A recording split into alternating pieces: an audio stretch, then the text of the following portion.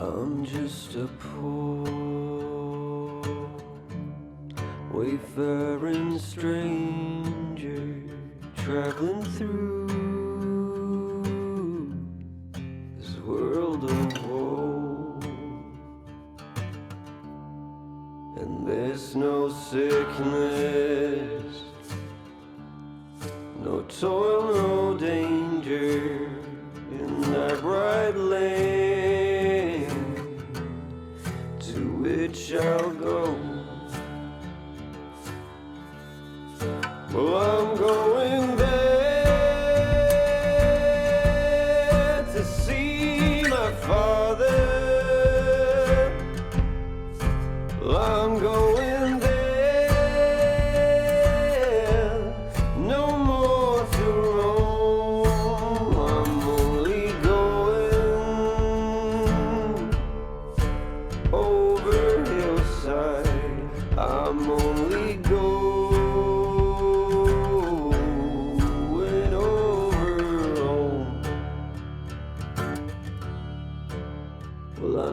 dark clouds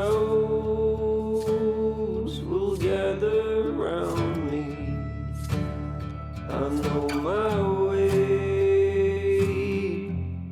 is rough and steep, but golden fields lie just before me, where those who lay shall ever sleep.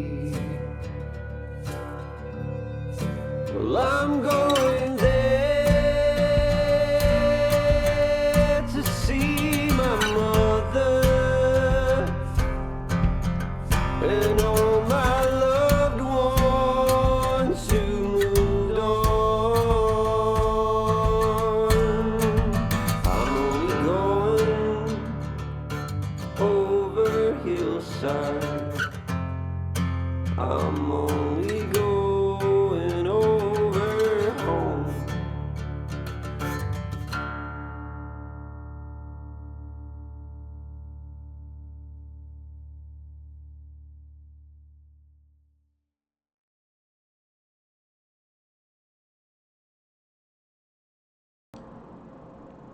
Hello, everybody. I see something happening in the corner of my eye.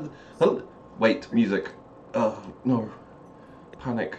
No. Panic. That's the wrong. No. It's almost. Because yeah, sure, this one. if Jen is muscular, because, you know, hedgehog, then I gotta be running. Oh, wait, I can do the Running Man. I can do the Roger Rabbit. No, that's the Cabbage Patch. Wait, the Roger Rabbit is the... You know what? I have to get those dances down.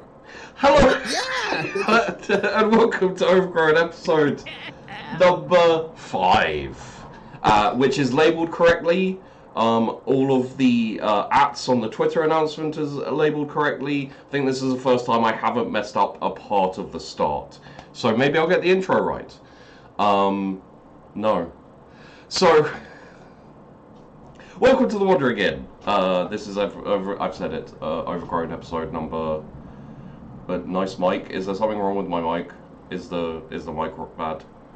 Sorry, I get paranoid because every time I start my computer, the audio resets and everything. So, let me know if it's bad.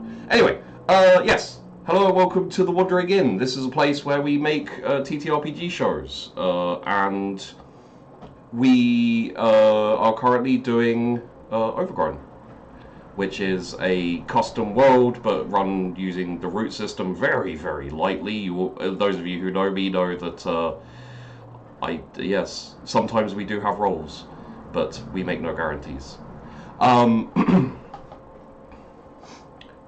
So, for the Wander again, we have places that you can go to if you want to see more shows, if you want to encourage and make me do more stuff. There is the Patreon, which currently speaking is actually at the precipice needed for 2 shows a week. So I am starting to plan on 2 shows. However, I'm fairly sure that's not going to last super long. I think there's a couple of people who've just, you know, my mic is screwy. How is my mic screwy? I can turn it down. We're just peaking a bit. Okay, I'll get just peaking a bit. Is that a bit better? I turned it down a little bit. Unfortunate because we can't tell on our side. It seems like. Let me. Seems good. Yeah, you sound good on my side, but. It's the okay. So hopefully the audience doesn't mind giving you a little bit more feedback to. Yeah. I think what happened is that when you cut your hair, it just increased the volume of your voice and you didn't realize it. That's what you just have to, that sounds about right. Yeah, So that's how the acoustics work. bravado that was coming off of all the massive amounts of just beard. Yeah. That's bad. That's wrong. Wait 1 sec. Wait, what? Uh-oh. I was talking about beard hair, I promise. I'm pretty sure that beard hair is an acoustical phenomenon. Okay. I'm pretty sure that's how acoustics work. Yes. Yeah. That hopefully I can turn it down a little bit more. That hopefully will do it. I'm keeping my eye on the output in the OBS. Hopefully that's done it. So Patron. I'm fairly sure that it's going to dip a little bit, and this is the reason why I didn't immediately start I didn't start the second show immediately, because obviously if I start the second show, then I have to pay the cost and everything, and then if the Patreon dips a whole load, then I'm left having to pay out of pocket, which I don't mind, but generally speaking, I don't want to do that for the next year or so, etc. So yeah. So, second shows are being started to be filmed and everything. If you want to speed up that process or anything, go check out the Patreon, pledge a little bit of money, and yeah, we'll get running on more shows, get running on more content for you guys. I have a few other plans for extra content and stuff. And we did just have the second session for the Patron game, where they are all playing pirates. The patrons managed to start building a pirate haven. There is a warehouse, there is a wood storage, they managed to put that together, and they have now decided that they're going to go out and start pirating people. So I think the next session is going to be interesting. Yes. That show you're talking about, that pirate show that you're running? Yes. Does it have a rating? What is it? ERSB rating? Yeah, like a movie rating. Oh. Does it have a movie rating? No. Oh, so it's not rated R. You know what? I should have known. Well, I should have known well enough to expect that, and I walked into that. Complete. Get out. Yeah, completely. Get out. I thought we were becoming like besties, and the pain that just hit my soul. And just because you play a father role doesn't mean you have to make dad jokes. So sorry. I'm so sorry. So, yes. I'm not sorry. I was like, no, you're not sorry at all. No, I'm not. He's reveling in it so much. If it does interest you, or if it makes any kind of difference, if you're a patron on the $50 tier or higher, you can just jump in once you've become a patron. Jump into the campaign and join in. Also, if you are a patron and you've been a patron for a while, like a $10 tier patron for 5-6 months or so, I'm perfectly happy to bring you in for one session. Feel free to reach out to me on Discord, etc. Essentially, it's almost like I hate using this phrase, but it's almost like supermarket loyalty points. Like, as you're a patron for a while, it'll build up, and then you can cash it in and be like, hey, I've been a patron for 5 months. Can I jump in on a session? I'll be like, yeah, sure, absolutely fine. I don't want to be too restrictive on this stuff, be like, only this tier can join in. Anyway, past that, there is Super Chats. If you would like to ask a question to me, or to the cast, feel free. Last week we had a question that asked who the new GM was, because I had a haircut and a beard trim. As I do need to reiterate, I am still the same person. Stop freaking out. And over past that we have the Sheepy. I swear I'm using the correct mic, but it might be It might be the, see if this actually helps. Is this better? Any different? It may... Not for us in the cast. But Yeah. I Well, You're checking what your output is in yeah, OBS. I changed it on OBS. It was on default, and I've changed it to the chat mic. Is that better? No, but let me know. You were sounding good to us, so that's good to know. Yeah. yeah. So hopefully that makes me sound better, but that's better, but quiet, and now it's quiet. Okay, I'll turn myself back up. There we go. Thank you, Windows. Your updates always make me feel awesome. Ooh, okay. Folks are stoked. All right. Yeah. There we go. Okay. So, yes, every time Windows updates, it resets my audio, and here we are. So that's fixed. So, you know, it was probably on my webcam mic, which would make it sound really crappy. Yeah. It went on, like, it just goes default webcam mic. Yeah, sure, why not? Anyway, speaking of tech issues, I still have not quite managed to get my computer fixed. So it does randomly crash applications, and it does randomly, I've had a couple of blue screens. I have a tech guy coming in. He was supposed to come in today, but he said, how is 5 p.m? And I said, that might be cutting it a little bit close. Let's do.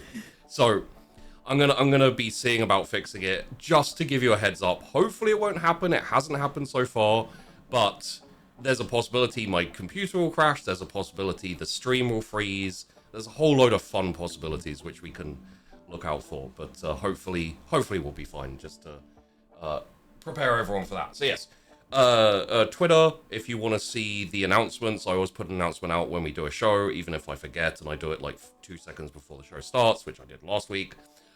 Discord, I always throw it out on Discord when the show's starting, so those are 2 places where you can get the announcements and those types of things.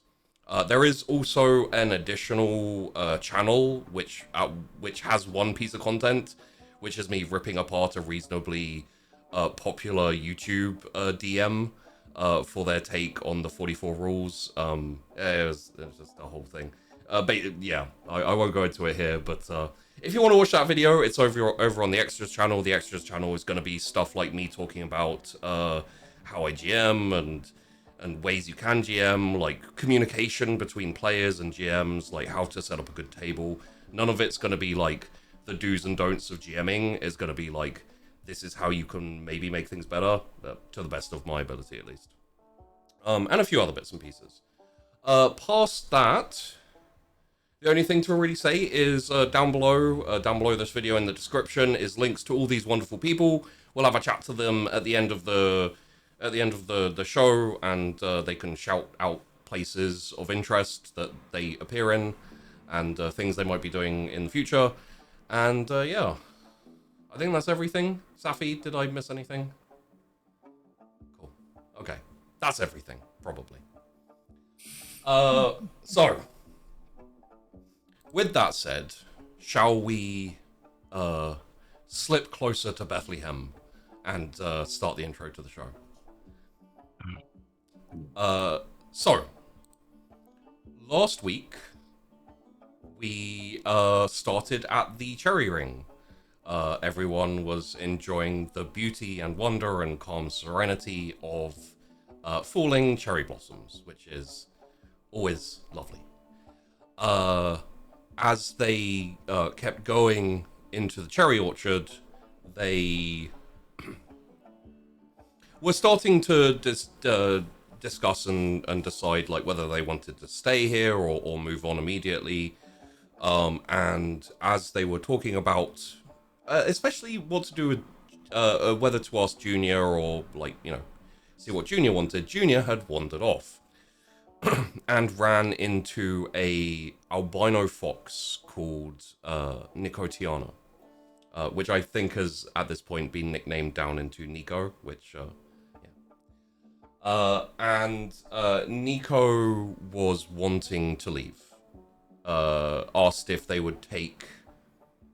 She had seen that Junior was with a party of an adventurers, and asked if they'd take her along.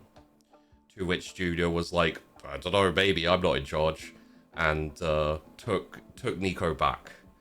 the more, I was going to say mature, but that's not quite, the more responsible adults in the party said, "Are you sure your parents are okay with that?" And she's like, "Yeah, it's fine. They don't care, and I want to leave, and but if you want, you can go talk to them." So we went off to go and meet Emin and Glovetail, which were Nico Tiana's parents. There were a couple in a creepy cult. Possibly in a creepy cult. A creepy food cult. Yeah. The vibe of this place of the cherry tree was very weird. It was very relaxed, and it was very insular. Not much of an interest of going and looking around or doing anything, which understandably worried the other the adults, Gwenny, Nay, and Dash. Especially because I've been thinking about it a little bit. I'm like, you know what? The fact that they've been slightly protectively hovering over Junior since they essentially got back, it makes sense, because to their minds, it's like, wait, you're happy for your kids to go running off by themselves with, like, into adventure? Like, their reaction when Junior said that was like, no, we're coming with you and we're keeping you safe. So yeah, it does make sense that they'd be like, what is wrong with you guys? We're not even parents and we're better than you. Stepford. Yeah. There are horror films about this. All the animals have been replaced with robot animals. I don't know. Yeah. It's bad. The parents, Emin and Glovetail, were basically just like, we don't care about outside. We just live here. We pick fruit. We're happy. We're relaxed. And Nico Tiana has gone off before and then come back. But, we're not in charge of her. She can do what she wants. Yeah, a little bit dodgy, to say the least. However, not being able to find actual evidence of a cult or anything else, they decided to take Nico with them, and they also decided not to stay in the cherry orchard, possibly understandably. But the food was good. The food was good. The food We was were good. worried about it, but That's how they get you. They're like, oh, the food is great. Just have more. And then the next thing you know, you're being baked in a pie. They almost got me. Let me tell you. Don't get baked in a pie. On the way out of the cherry orchard, on the way to the Reach, which is essentially a gathering point for animals wanting to venture into the wilds. You can find companions there, you can find guides there. Lots of it's a good place to start, as well as it's not quite as intense an entrance. You were accosted by a group of ravens and crows and general, call them corbies, possibly. And they were very, very mean in a wholesome way, because Sheepy's not gonna have the crows running around saying, horrific things. They drew the attention of a nearby wandering band of possibly adventurers. It's not really clear. They seem like they could be bandits or something as well, maybe. Vagabonds, yeah. And the leader of which is a badger called Briarmurk, who seemed reasonably friendly to begin with. However, it got a bit tense when they refused to get out of your way, and he started to posit that, for a start, he recognized Nay, Nay Ironwood as the nickname, due to his very special carved stick. And essentially, posited that they'd have been able to get into the wilds if he'd have had that stick. So basically saying the stories of Nay that exist are only because of that stick, and nothing to do with Nay. So he challenged Nay to a confrontation, and the winner gets the stick, and if Nay wins, then he would him and his band would leave them alone and let them pass. The implication obviously being that if he doesn't accept, then there'd be a fight, and they were more confident of winning that because, couple of old grandparents and a couple of small kids who are snot nosed. So that feels way more like banditry, by the way. It just feels a bit more like a bandit than it does like a traveling adventurer that you meet. And you're like, hey, fellow friend. It's just feel like just feels more bandity. No, definitely vibes of that. But you could posit that possibly like just failing in their objectives and etc. They kind of just. No, I don't really have any excuse. Like they're trying to steal from you basically. So. With that said, coming back into the scene, we have Nay and Briarmurk faced off against each other, just starting to circle each other. And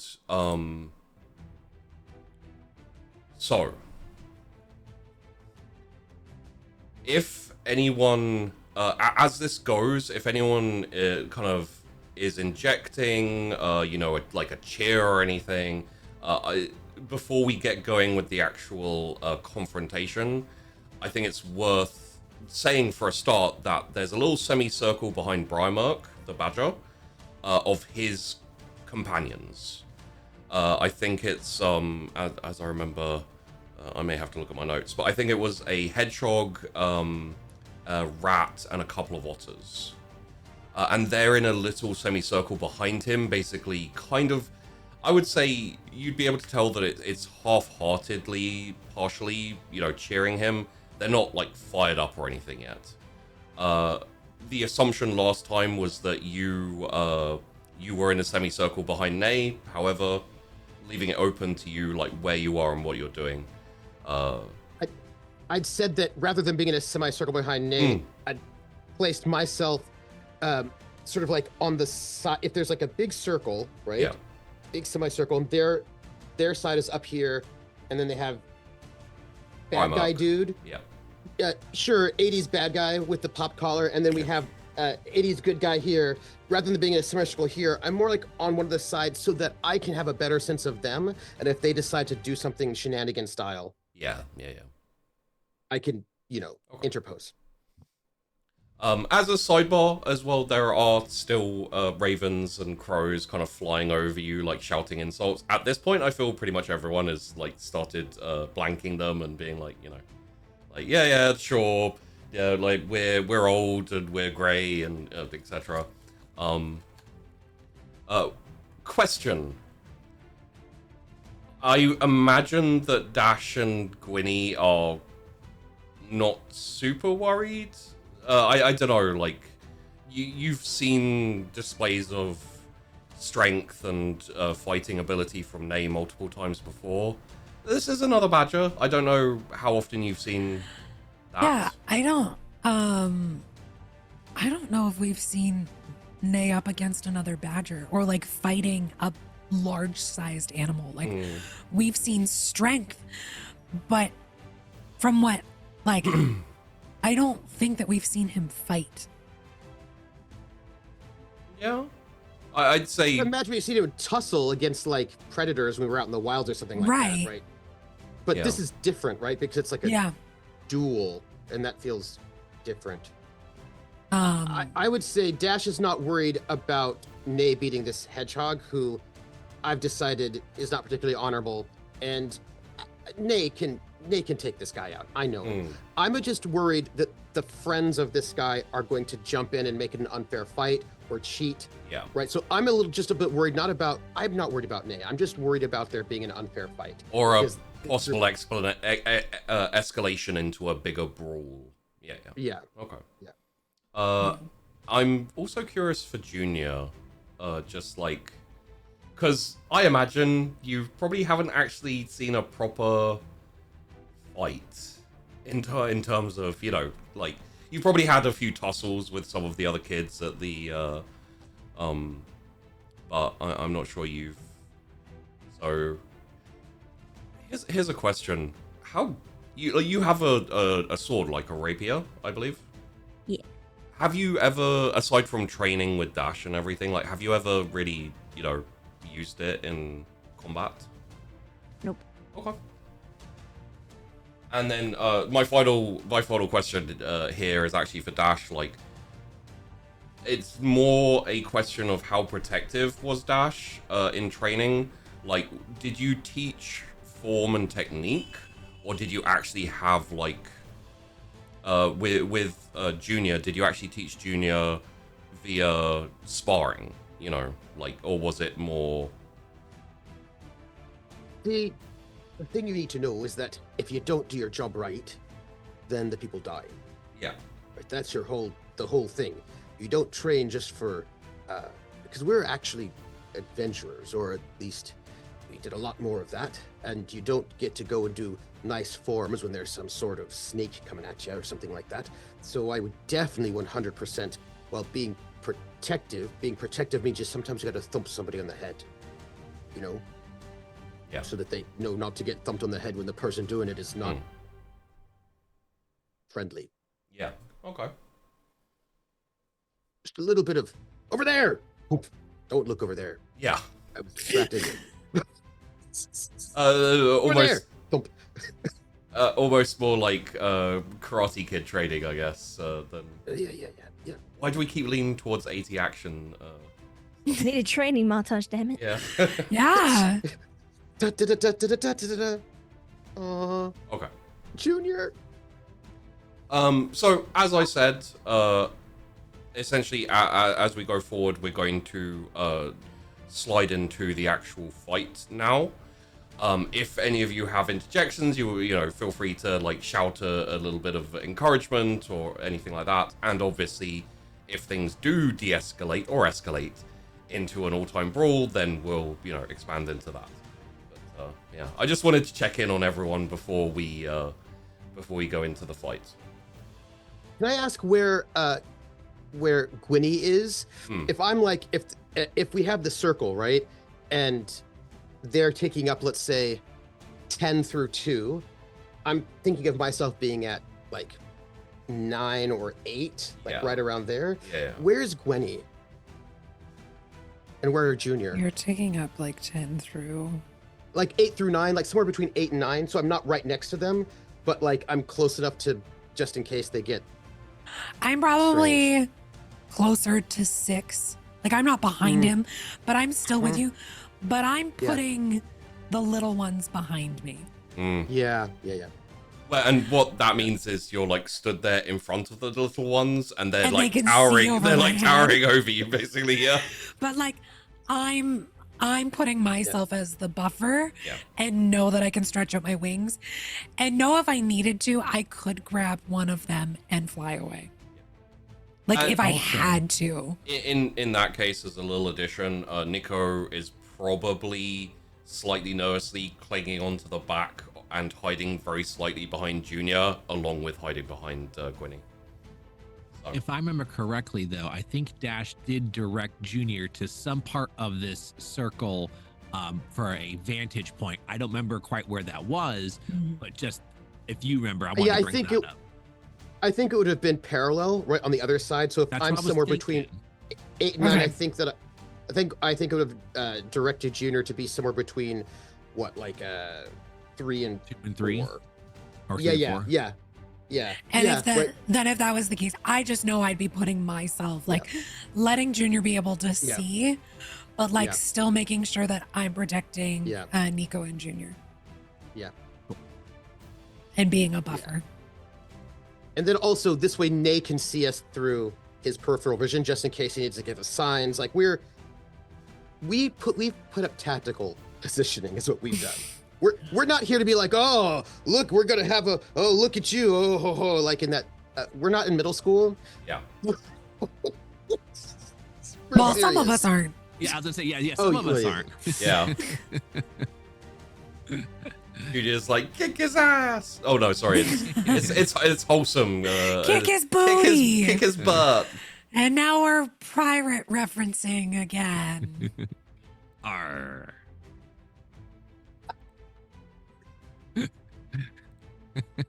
Yes. So,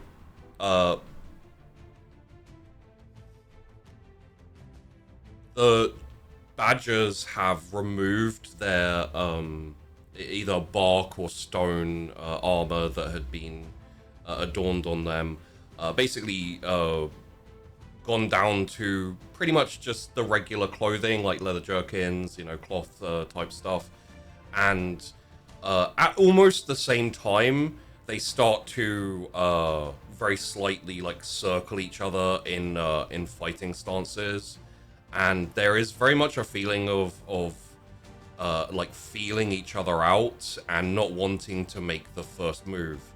One of the features of badgers is they are very big and strong. So sometimes, depending on the fight, the first hit can be the most important one and can be the finisher even. And Briarmerk has like a very slight kind of a smile as he's pacing, but you get the impression, again, like I won't ask for a roll just to get the basic demeanor. You get the impression that it might be more of a nervous front as opposed to confidence necessarily. I'd say especially for you, Nay, as we go forward, like you're gonna be in the fight, so you're gonna be able to tell much better how he's going. So how he's going down, that's what you're saying. So, I'm going to... I have a way that Briarmerk is going to move, but what I'm saying is that it's going to take maybe 20, 30 seconds of pacing and maybe a couple of feints, which, I feel both of you just kind of moving forward, moving backwards, just like starting to get into the zone, starting to get in the vibe. If you would like to move before he does, please do let me know.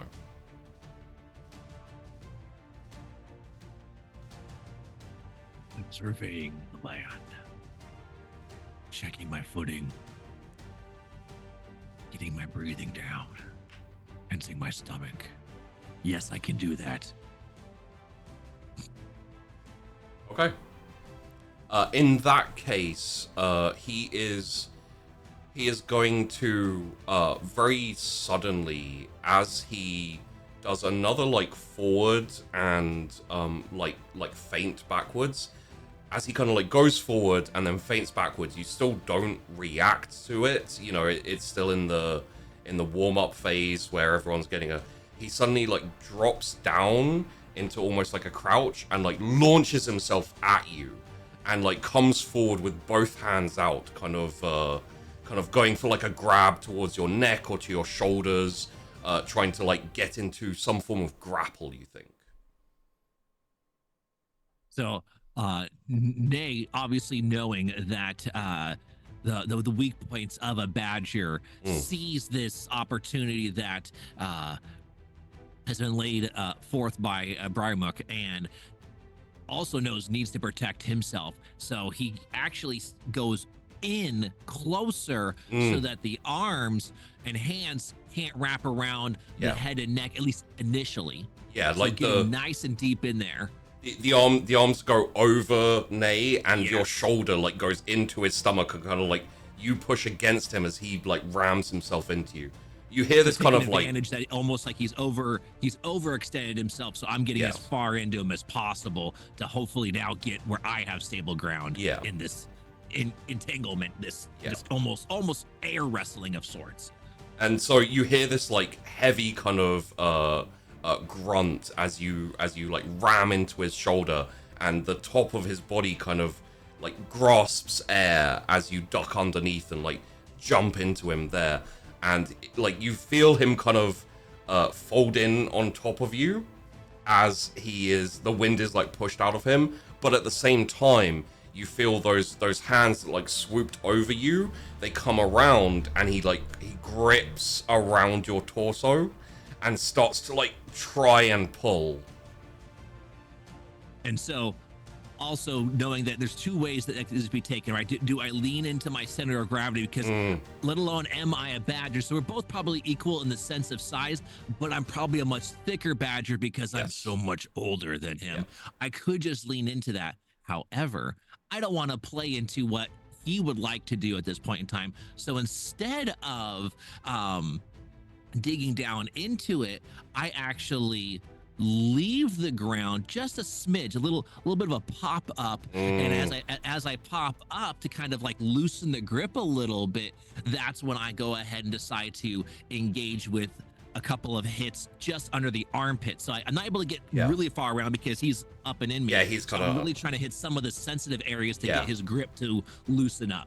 You probably can't quite reach like up into the arm. You can probably reach like the solar plexus kind of area, like a bit further down. Exactly. So there's just this kind of like rumble of like as you know, he's taking hits to his stomach, and he realizes that as he's trying to like grip around your waist, around your torso, like he's taking too many hits there, and he's, you know, that's the type of stuff that will really knock down your stamina. So instead, you feel him like release his grip on your torso, and then you feel this like whoomph, like both hands come down like on your back as he's like you're kind of like lent into his stomach, and you're kind of like rippling blows across his stomach. You feel this like smack down on top of your back, like a heavy, quite a heavy blow. And I feel like at that point, both of you like back off as it's gone okay for both of you, but also it hasn't quite gone how you both wanted. And so there's a moment where you hit the floor quickly and bounce back up. Like he kind of backs off very quickly, and he's like holding his sides and like breathing a bit heavily. And then there's like a half second where you're both doing that, and then you both go, oh, and then you're both back to like facing off again. All right, young one. It seems like you know your way around the battle. Okay. Well, how about this?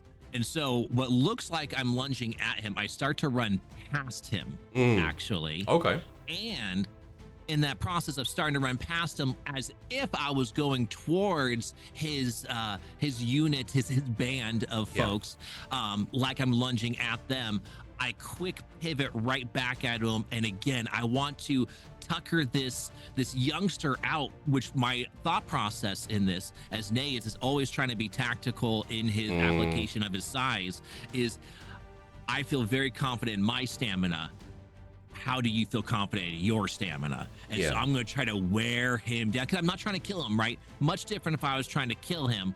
I don't want to do that. We've got an agreement here, and so I'm sticking to my moral compass, and I'm trying to wear him down. So I feign as if I'm going after his folks, and hopefully there's a gasp, you know, so it really lends to the like, yeah, you know. Yeah, so I think really the animals behind him, as you kind of like charge. You're kind of like, looks like you're charging towards him, and as is very often the case with larger, people in general, they can be deceptively fast. And so before there's time to react, you're already like past him before people realize you aren't charging him. And all of the animals behind him like kind of go, jump back, and there's a bit of a scream. And at the same time, he kind of like half turns in unwilling reaction, where he's like, oh no, my friends.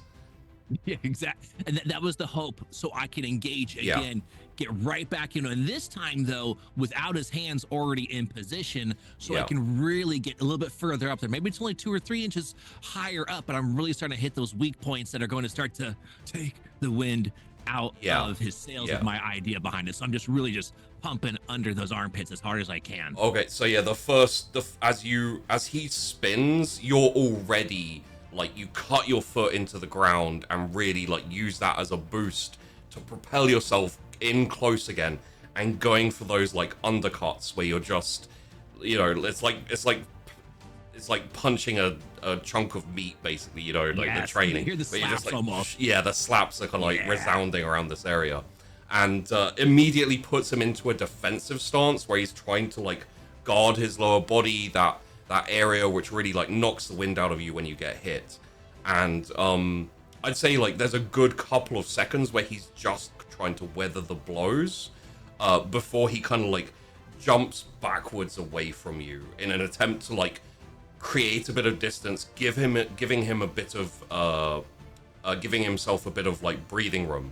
However, like, are you following it? Are you gonna like press the attack? The key here, is, from what I've been reading so far, is that this individual has extreme strength if given the opportunity to use it. So I don't want him to do that because I felt it. It hurt. Yes. Right. Like I didn't say that just because I like getting hit, nothing to anyone out there. Yeah. Now, what the point is that I got hit hard. I don't want to get hit that hard again. So I got to stay on top of him. So I really engage again. And this time though, I'm really getting into a bear hug now. Okay. Because he's already he's bruised under here. He was breathing heavy. I want to start to squeeze a lot of that air out of him. It might not be my final attack, but I really want to, again, hamper down on this rib cage, hopefully, more bruising, make it harder if he wants to reach and punch me. That's my intention when I go and Where's the bear hug going? Is it waist? Is it like more just above, shoulder just to shoulder? like between waist and rib cage. I really want to get that bruised area and get my forearms just interlocked, hopefully, as best I can, because obviously he's a large individual too. So as best I can to try to lock him in there again and just squeeze. All right. So as you're coming in, like he's made a bit of distance moving away, but you knew that he was going to do that, so you almost instantly like follow up. And as you are following up, it's not a strong punch, but he manages to like swipe with his paw. It just catches you across the chin, kind of like dazes your head very slightly. It doesn't stop you, but it's just the price of the way you were going, and you get in and you kind of wrap your arms around his chest, and what's next?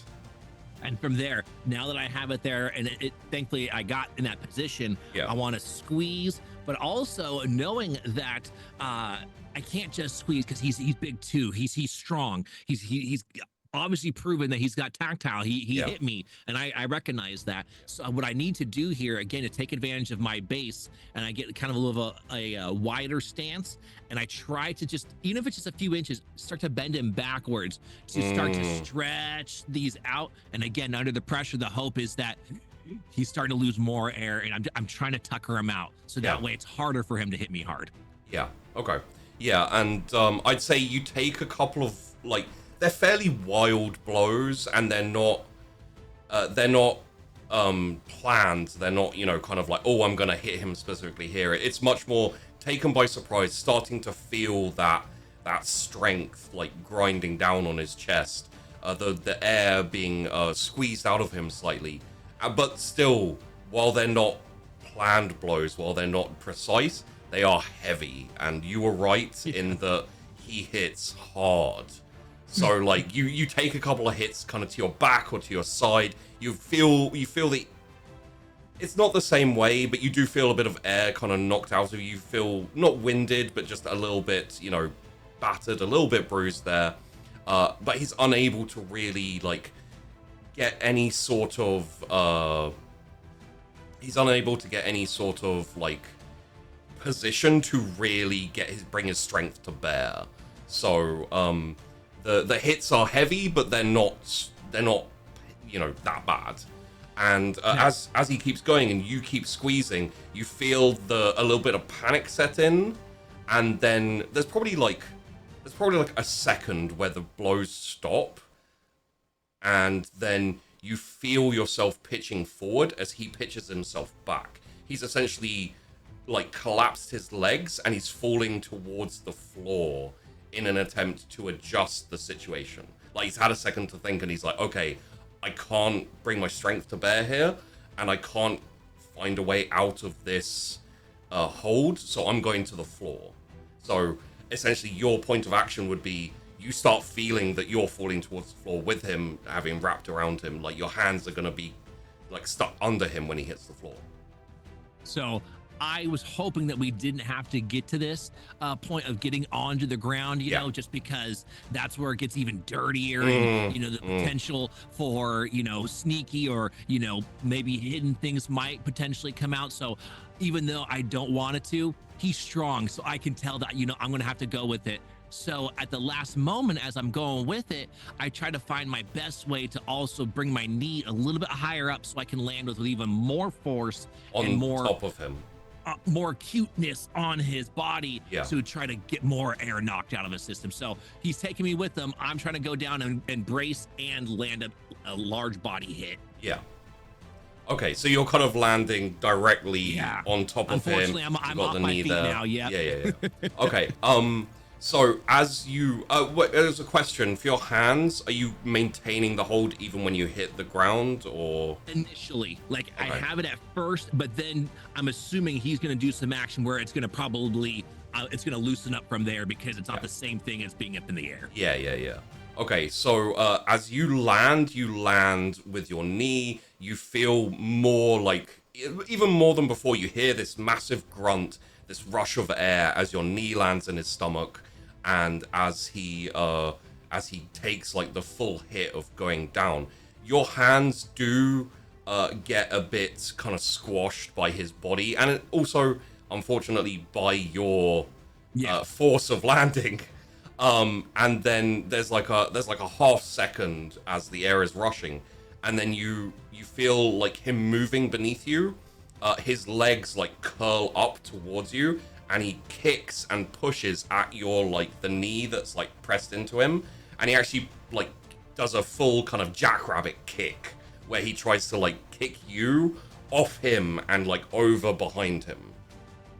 And because I don't want to actually be on the ground, and because landing with all that force, it did make my hands, you know, my arms are still there, but my hands definitely had lost their position. I feel him throwing me. I was like, you know what? I've learned this in battle before.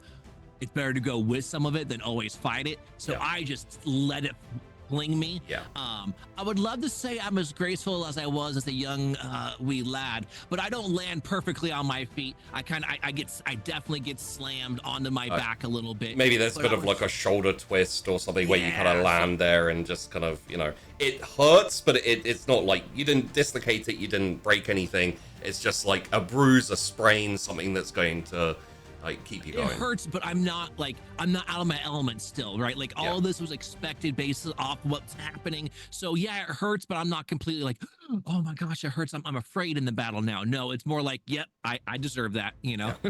And then good play. He kind of like, you hear a little bit of grunting, a little bit of, you know, but he kind of like takes the opportunity as you're going through the air to kind of get a bit of distance, to stand back up. And you do the same, where you kind of roll a couple of times, like going with the push, going with the throw, and then you're like back up, and you're immediately like focused, you're locked in, because you know that he's taken the worst of this so far. And the worst thing you can have in a fight when you've taken a bit of a beating is for the person you've managed to get a good move on immediately be like, no, I'm ready for more. So like you can see that smile is still there, but behind his eyes, there's this beginning of fear. There's this beginning of like, how many times am I gonna have to like hit this guy to make him go down? But he says, given your age, I wasn't expecting you to be quite this sturdy. I thump with my foot. Yeah. I thump with my foot in a kind of like a rhythmic sort of way, like we don't have a huge crowd, but kind of like a way to like a hype for our side, like because I've got hair feet, thump, thump, thump, thump, as a way to like, you know, it's like a thump, thump, it's like, you know, we will rock you, but like in a very like motivating way, and I use the move aid, which gives him aid with motivational aid, because we're teamwork makes the dream work. Teamwork. That's exactly right. Thump, thump, thump. Now, as I see this portion, like as I'm feeling this energy from my people just rooting me on, and like that really fills my bucket back up to not full, because we're in a fight. I'm still taking some hits. It's gonna take a little time to heal from that, but at least my resolve is back to full. It will only dipped a smidge because you know you're in a fight, so you're gonna lose a little bit, but it's back up there thanks to Dash pumping us up. Now, as I'm seeing this gaze of his, you know, trying to really put on a brave face, giving me a compliment, Well, young one, I didn't think you'd have such battle prowess yourself. I'm paying attention now, though. Even though I see with his eyes, I'm paying attention. Has his body starting to show maybe a little bit of a droop or anything physically that indicates to me he has taken a little bit of a beating in this fight, or can I not tell? I would say in the set of his smile and in the vibe you're getting from his eyes, like you can't see anything in his body stance. You can't see, like, obviously there's you know, signs of wear and tear on both of you now, as you've both absolutely. Kind of, you know, like they dirt all over, and you know, like maybe even little bits and pieces, ruffled fur, etc. You can't see anything in his stance that indicates he has taken the damage he's taken. However, in his smile, in his eyes, there's strain. You know, like essentially he is keeping up appearances, which is you know, it's a valid tactic. I'm imagining you're doing it a bit yourself. You know, like your shoulders hurting a bit. The thump on your back is a little bit, you know, still stinging. The thump on my back, that was a big one. And then the other one that really hurt was my hands. Yes. From landing on them. That's a lot of weight, you know. I didn't keep myself as trim and proper as I probably should have. And so the combination that definitely beat up my hands. Yeah. That's good to know. So now what I'm seeing here is us again back in this stance where we're kind of measuring, we're kind of taking it on in here. And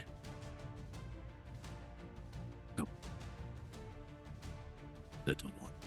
Ooh. Does Okay. I'm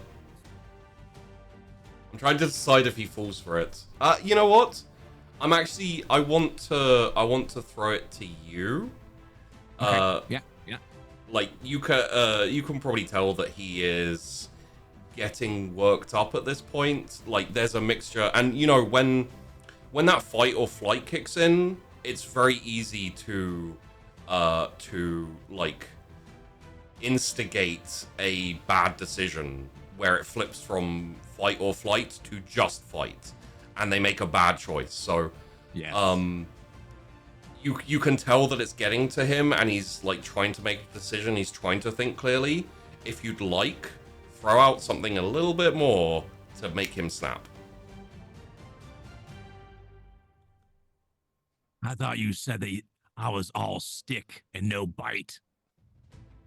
Well, looks like you don't want to fight anymore. And I would very much like, if the other animals are game, for the entire rest of Nay's party to go, ooh, you know, like just.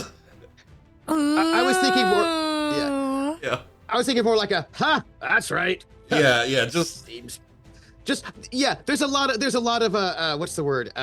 You know, we laugh at, like, just, you know, laugh at this guy. Like, who's this guy? It's a very dismissive and like, oh, you're nobody. Just to. Gwenny probably has like a nervous, like it's like this like hooting that's like nervous and scary and like scared for like what's gonna happen for this other person, but also just everyone being safe. Who? And I think the vibe is sort of like, I don't know, like to I'm gonna yes and Gwenny right there. Yeah. Like there's that vibe of like, yeah, I'm kind of a little worried too about this guy because he clearly doesn't understand what a bad situation he's in, and it's just evoking that like, oh, it's so sad for you, you're so delusional and sad, and really projecting a real belittling of this guy in a condescending way, you know. And like because as that insult flies out with the addition of like this kind of ad lib backing up of the burn. He kind of like looks around for a half second. Like there's probably like a dash of his eyes go to his companions, like maybe nervously even, and then he like snaps back, like snaps into you, and he kind of like throws both of his paws out like down to his sides and like roars for a second. He says, that's it, and then just like charges full bore towards you as you're like, and if I may, like just flourish a little bit as you stop like rocking or like moving, and you just stand there, could like completely stock still, like ready to react to the charge. So what I'm gonna do is I'm gonna set it up for you where in this instant you see a moment of opportunity. He's lost his head, he's lost his cool, something that you very much have experienced in your past. Like there's been a number of times where you've lost your cool, you've gotten angry, and you've made a mistake, and you see that in him now. And you realize that if you can place the right blow, if you can make the right move, you can possibly finish this. So as he's charging towards you, like hands out, almost like ready to grab you, to rip you, like, to tear you. Like this, right? Yeah, like, yeah, like yeah. That can, okay, yeah. He gets within your range. And the floor is yours. And so now, again, I see this amazing opportunity. He's big, right? And again, we're both big, but he's gone to this position, which is, I have noticed, this is his power position. He's been able to do some serious work when he has his hands on the outside. Yeah. So I'm going all the way in as if I'm going to just grapple again, or I'm going to just start punching on the inside. But I could tell that this guy also learns as the battle is going on. And so I go all the way in and I feign. And then again, paying attention that I don't want to kill this individual, right? Yeah. That's not the idea here. And thankfully, because he's kind of coming at me with a little bit of a rage and not as pointed as he probably would like, I'm able to move quicker in my responses instead of just full bore, feign on in, come up, and I just drop an elbow on this, like in between his neck and his shoulder right here. Because Badger's weak points is their neck, and that's usually why cats will always constantly go for that area. Not that they would anyways, because that's their specialty. But that's why a Badger doesn't do very well against those types of creatures. So same thing, I know it's a weakness. I'm trying to get in and get that elbow just right in that sweet spot to just knock him out. And you like as you come down on his shoulder, like the neck bit, you feel that connection. You feel like the heavy thud, like almost using one of his own moves against him, coming down from above, like that strength. It stops him in his tracks, and it smacks him down onto one knee. Like he goes down onto one knee. There's this heavy kind of like smack thud sound that reverberates across this area, like bouncing off the trees and everything. As like he goes down, and as he goes down, like his hand, kind of the ones in the air, one of them just with that force comes down and just kind of scratches across your face, like doesn't hit your eye or anything, just like the claws like leave like very slight kind of wounds in your face, kind of across your snout. And he comes, probably not even that intentional, just like flailing with the hit. And he goes down onto one knee, and there's like a moment where you're both standing there, and then you pull back, he kind of like looks up, and at the same time you both clench your fists and like swing at each other. And you coming down, him going up, and at the same time you feel your fist hit like the side of his face, the side of his snout, his jaw. You feel that connection on your face as well. The difference being is that he's going up, you're going down. You have more strength, you have more force. And at the same time, you both connect with each other. And there's like a moment where both of your heads are rocked, you're shook. And as your fist goes all the way through and kind of snaps his head, his stops as it connects with you, as it makes that punch. You feel the reverberation, you're shook a little bit, and yours goes all the way through. So as you stand there and take the final part of the hit, his head like snaps down, and he goes, and there's like a kind of like thud as he hits the ground unconscious. And I imagine there's like a little bit of a yay, like as he goes down, and even Nico is a little bit like yay. And being my natured self, he kind of drops pretty hard to the ground and starts to kind of like bounce up a little bit. I make sure to kind of grab him by the nape and set him down softly after that. So it's only the one big thud. Again, showing my control of the situation, that my intention was never to do anything besides the agreed upon fight. Yeah. And as he goes down, like there's... And this is where now I go on alert. Yeah. Because if things are going to get weird, it'll be right at this moment. And I'm just... Which is kind of why I wanted to show that goodwill at the end of that fight there. Yeah. Yeah. And as he goes down, there's like a moment of like held breath, probably for both sides, where it's like, you know, what's going to happen here? What's going to happen now? And you see like the rat, kind of his hands going to his side, like to a knife or a dagger. Like one of the hedgehog has got this big kind of like knobbly club that's like on his, probably not on his back because he's got spikes, but he's kind of going towards that. And I imagine on your side as well, there's like small movements towards weapons or preparations, you know, like that kind of thing.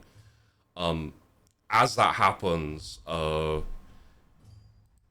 there's a very quick momentary like face off, you know, tense situation before Briarmurk kind of like his hand goes flying up and he says, no, any of you lot touch your weapons right now, and I swear by my stripe, I'll rip you all apart. And there's like a like an easing off and like a relaxing, and the arm that's like pointed up, kind of like he like flops over onto his back, and he's like looking up at you, Day, and he says, "A deal's a deal. You're free to go, to carry on, and I wish you luck on your journey." Glad we get your armor. Those bracers was part of the deal. Take them, and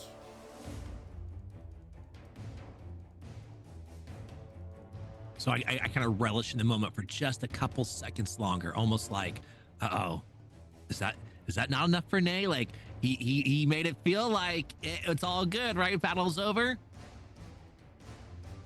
I'm staring, locking his eyes. Well fought, young one.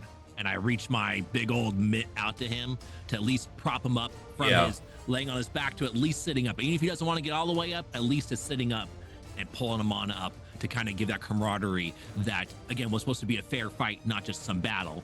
Yeah. Making sure that's put across. And the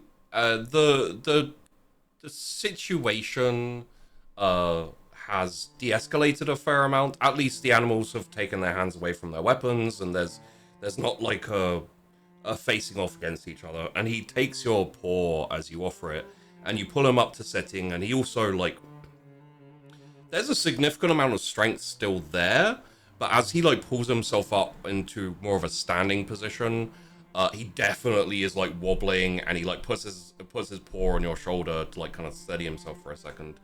And he said, I had heard of Nay Ironwood before. I always assumed it was, and he kind of like rubs his jaw a little bit, and he says, I assumed it was because of the stick you carry, but apparently that's just you.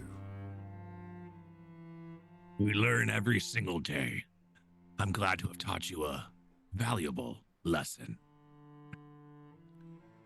And he nods, and still a bit groggily, he says, all right, lads, it's time to be moving on. We need to go and rest. And in a little while, we're going to go back, and we're going to try again. Referencing the wilds. There's a little kind of buoyancy of spirits from the other rogues, let's call them. You can probably take from that the possibility that they had discussed just giving up completely and heading home. Apparently, the fight with you fired something up in the leader.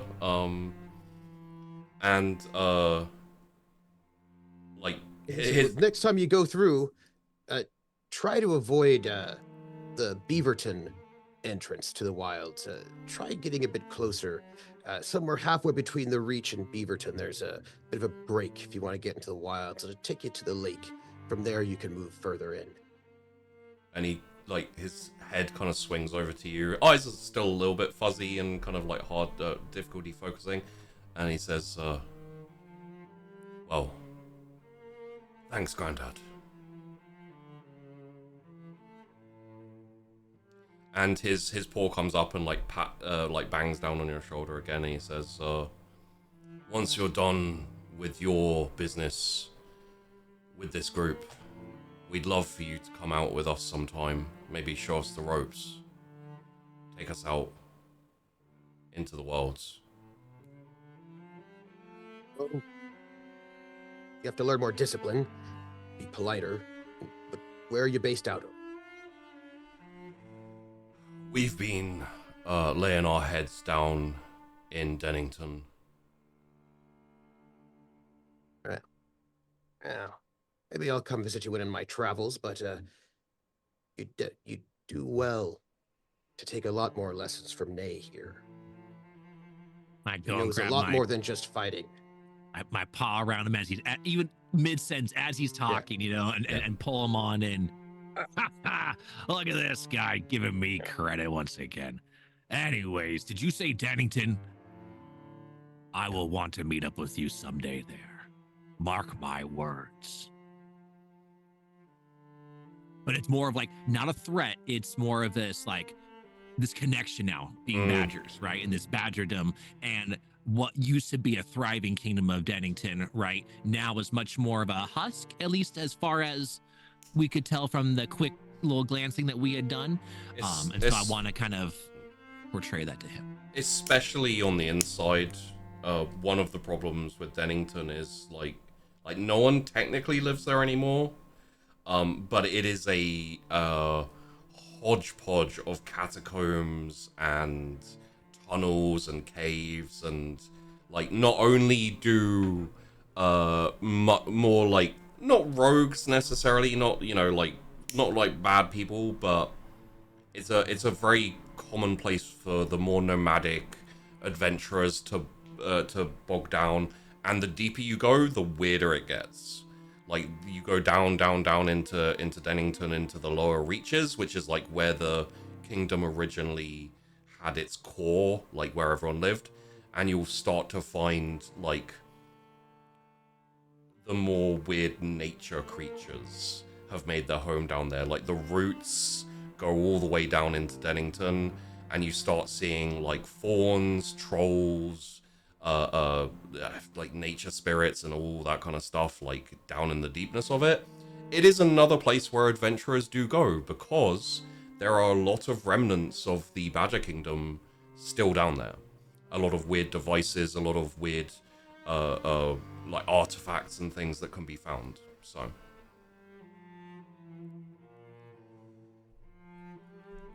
someday you and I will lock again.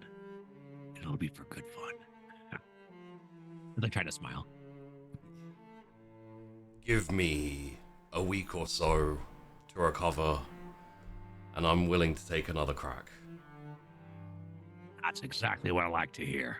And then I give him a pat on the shoulder, forgetting a little bit that we just tussled, because I'm so excited to connect, you know. I would say like your paw comes down on his shoulder, like kind of patting it, and both he winces because of his bruises, and you wince because you use the shoulder, which is like injured. So you're like, it's like ha ha ha, and you're both like ha ha ha, you know, kind of. Yeah. And he says, well, you should carry on your journey before it gets too dark, and we'll probably have to stop off at the cherry orchard tonight. But if you do head on into the wilds, just keep alert. Currently, the trees are excited, and the way is thick. We couldn't get in. I'd recommend you not sleeping at the cherry orchard.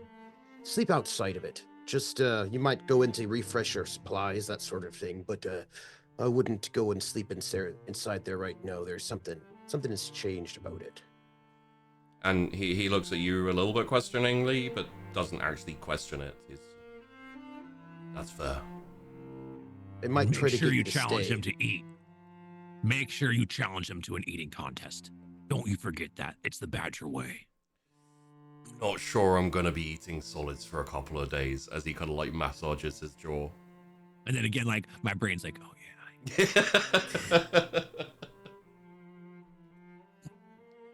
And at that point, he kind of he turns around and he says, "All right, lads, let's go." And he, like, without much of a wave or anything, pretty much pushes past, not, you know, rudely, but just moves past the rest of you. And with, I would say probably the otter gives a reasonably friendly nod to all of you. Sorry, the two otters. The rat and the hedgehog look a little bit more grumpy, maybe.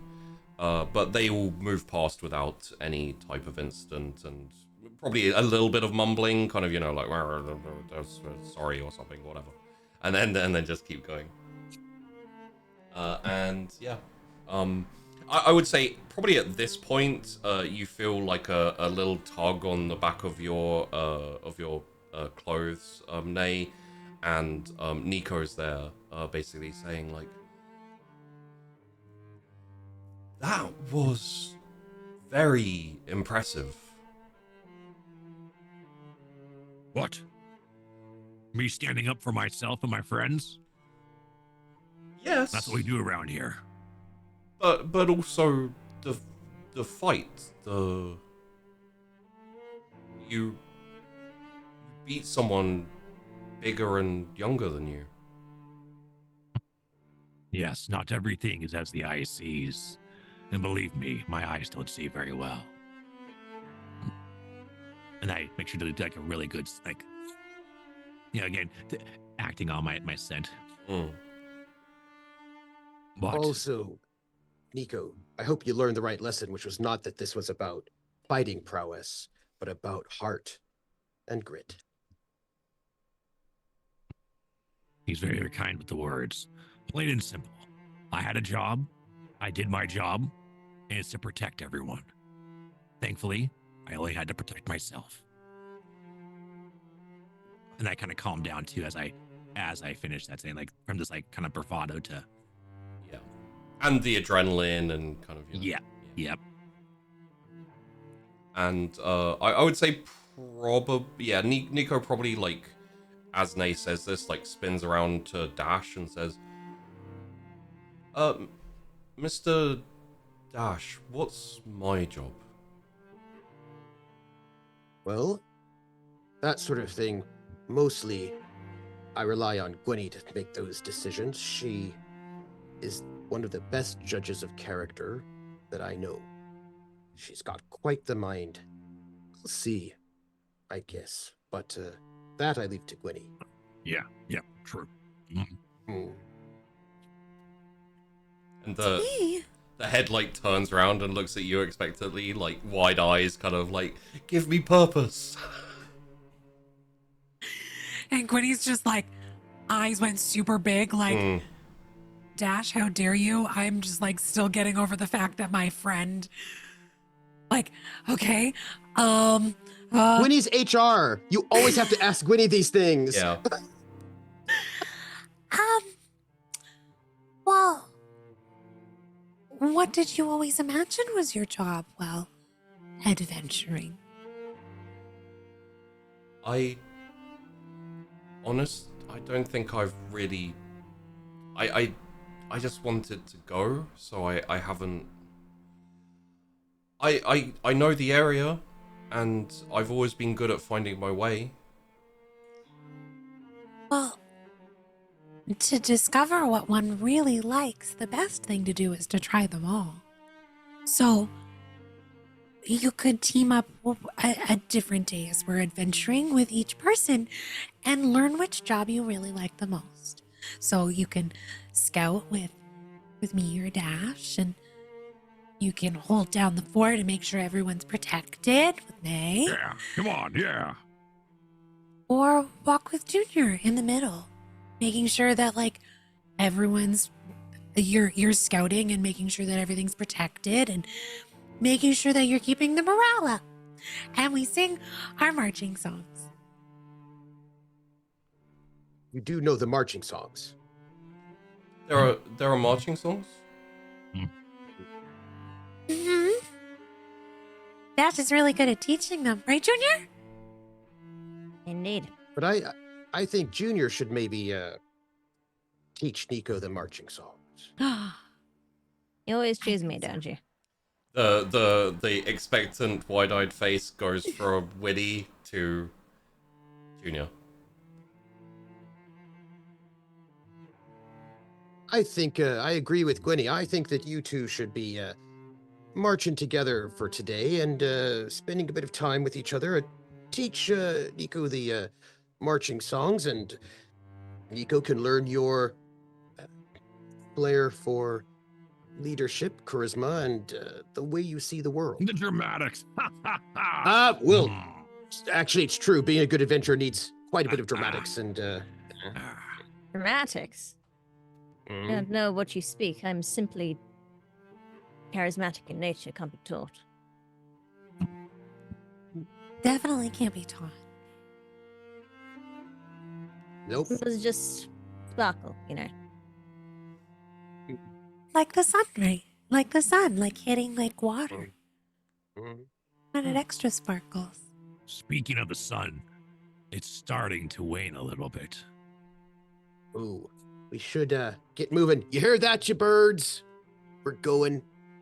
That fight kept you quiet. Let's go. Hey, you birds. Well, Colonel, where Well, to now?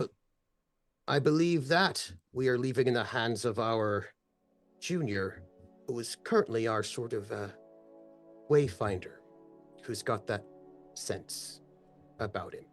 And I turn to look at Junior and give him like the full like attention. I can throw a little out for you here, Junior. The pathway in front, which is starting to get a little bit overgrown, seems reasonably clear as far as you can see. Healthy, but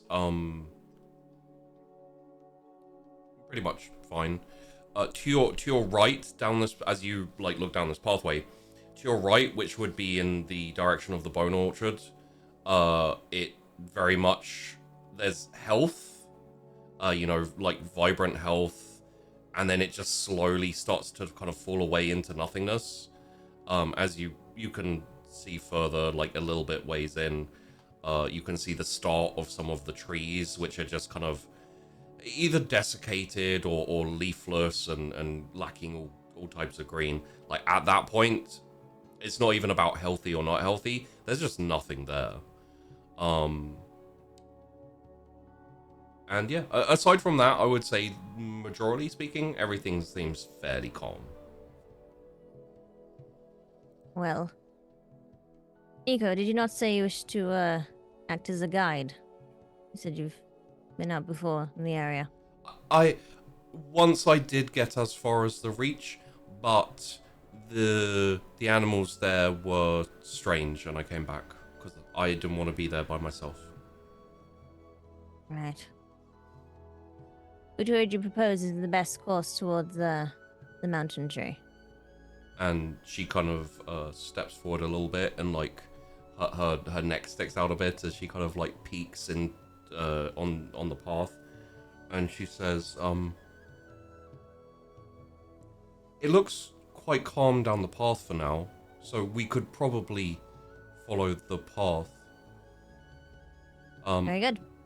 And like she kind of looks out to the left, like into the forest, into the woods, and she says,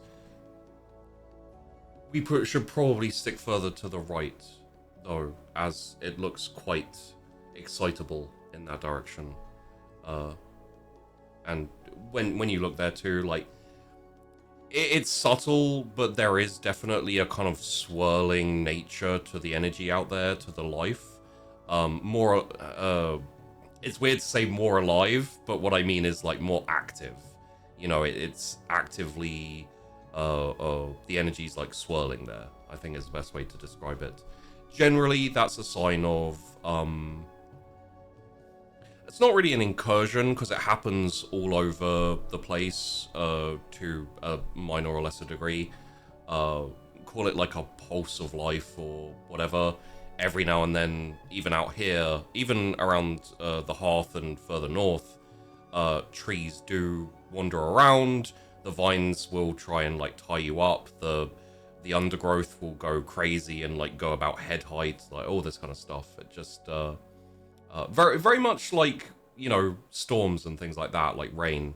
It just kind of moves around, and you have to be a bit cautious, a bit careful sometimes. I think Junior's gonna sort of like lean towards like where he can see all the energy coming from. He's like, I agree with Nico. I believe that is our best course. More to the right. Then that's where we shall go. Yes, sir. A marching song, as we march through the woods and the trees, as we march with love and with ease. It's friendship, friendship, friendship. Friendship. Marching songs, song. Nico. Yes. I'm gonna, Dash, did you want to do the scouting, or would you like me to fly up? I was taking a turn and found the crows, so I don't know how much luck I'm gonna bring for this one. I think that was actually pretty good luck. Because you found the crows, we had a really important moment. Hope you learned something, Junior. You were paying attention. Yes, sir. All right. Let me quiz you. When you have an opponent who's much bigger and stronger than you, what are you going to do? Go for the knee, sir. Nay? Excellent. Even though like I interrupt when I shouldn't have been. Yeah. I'm just all excited, you know. Either that or jab him in the eye. That way he cannot see. Also, Not strike. I was just going to ask quickly, Gwynny, seeing as Dash has got distracted by teaching, do you just want to fly up and start scouting? Oh yeah, there was like, it's like I saw the minute that it was like, okay, Junior, I was like, no, I'll go. Fly. Yeah. So like, Dash kind of like puffing on the pipe a little bit, like, now, Junior, I hope you, and and Gwynny's just like puffs up her feathers for a second and goes like, and then just like flies off and starts to Like, scout. this is definitely not the first time this has happened. Like when he's like, do you want to scout? And Dash is like, sure. But then like diverts into, oh, well, I have to talk about this. What about that? And I'm just like, Yeah. okay. It's like, fun fact about the origin of the word scout. Now, you may not know it, but the etymology, and Gwynny's just like, all right, yeah, I'm gone. And then Gwenny's like, thank gosh, I get to get away from this. Yeah. Yes. I will note that Dash is way more like this when Junior's around. Like, there's a real kind of fatherly in wing, but I don't actually have wings. Gwynny does, but you know what I mean. Like, if I had wings, I'd be a weird hair bird, and that would be very strange. But you know what I mean. But I feel like, now correct me if you're wrong. If Oh I'm no, wrong. you're probably not wrong, but please. Gwynny also noticed this a lot with Juniper. Like, it was, oh, Dash, do you want to go scout? And then, oh yeah. And then the like, I like seeing the connection and then something happening. And then Gwynny and Nay just being like, yeah. and just Gwynny's gone. And she's like, I'm sorry, Nay, for leaving you alone. Yeah.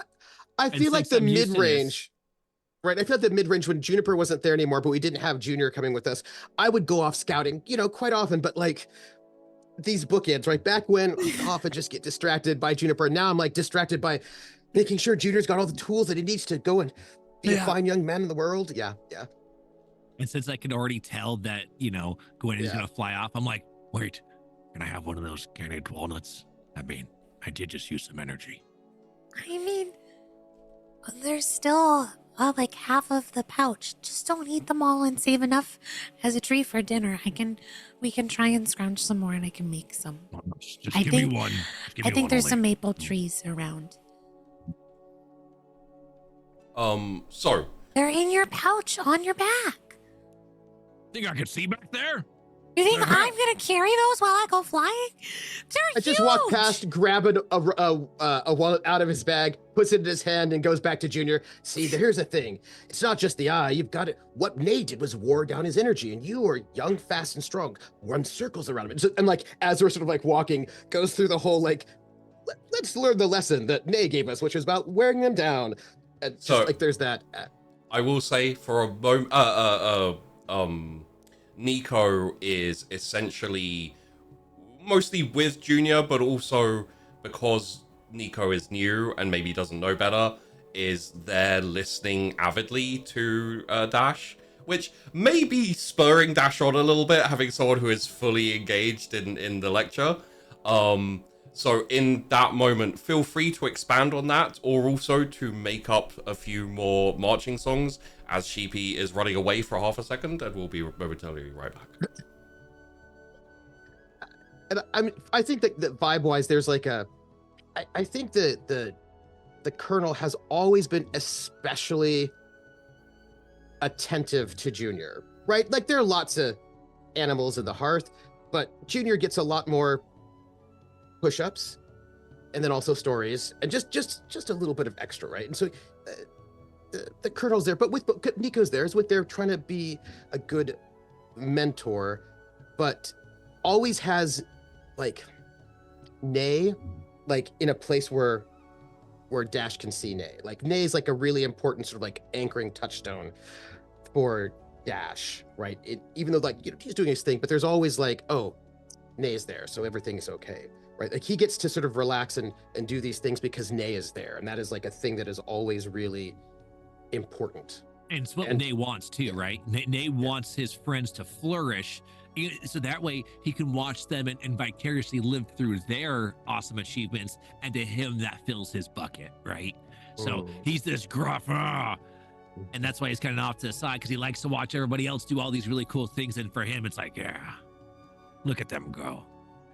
Yeah. What is Junior thinking about all this? You want a minute? Well, but I mean, we know how important Nay is, and how just there, and also I feel like if you do this right, then they'll be like, oh, they did a good job, because if Nay says you did a good job, well then Then you get a smile. That's a big reward. Oh. And what is Junior thinking?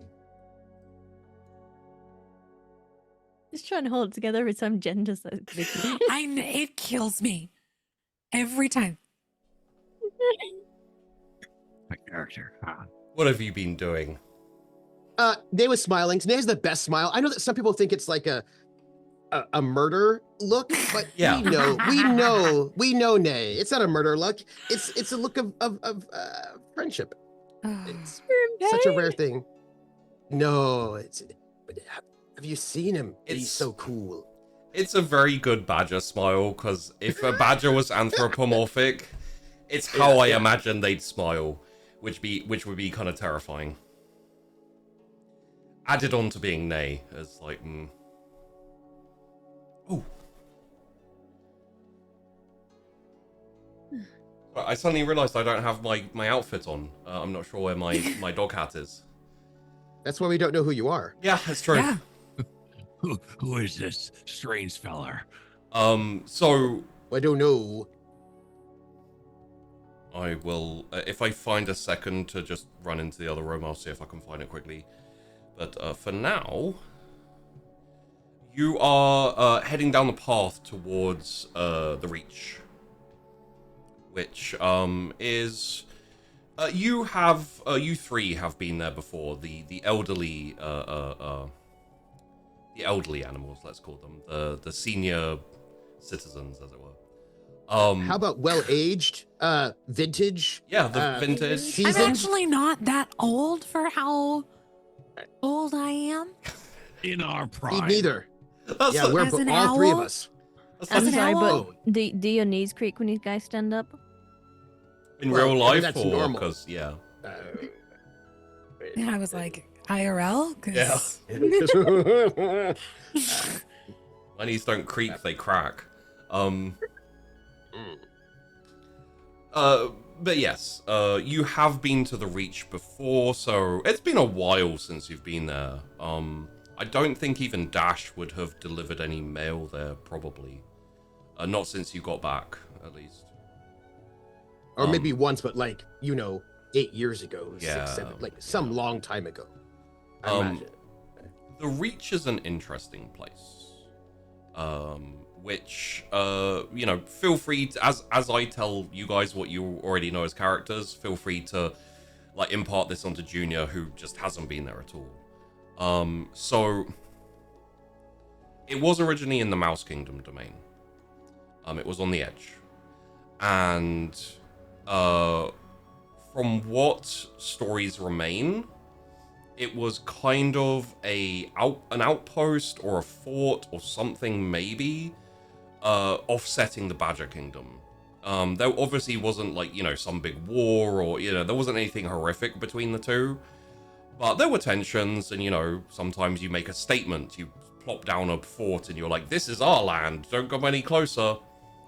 Which obviously means that, as you will all probably have figured out from that statement, the Mouse Kingdom is where the wilds originated from. And yeah, the Reach is now essentially a community that kind of operates off adventurers coming through. It is... There are a couple of places in the world that where it is part of the larger community. You could maybe argue that the Cherry Orchard is, although the Cherry Orchard is a lot more selfish.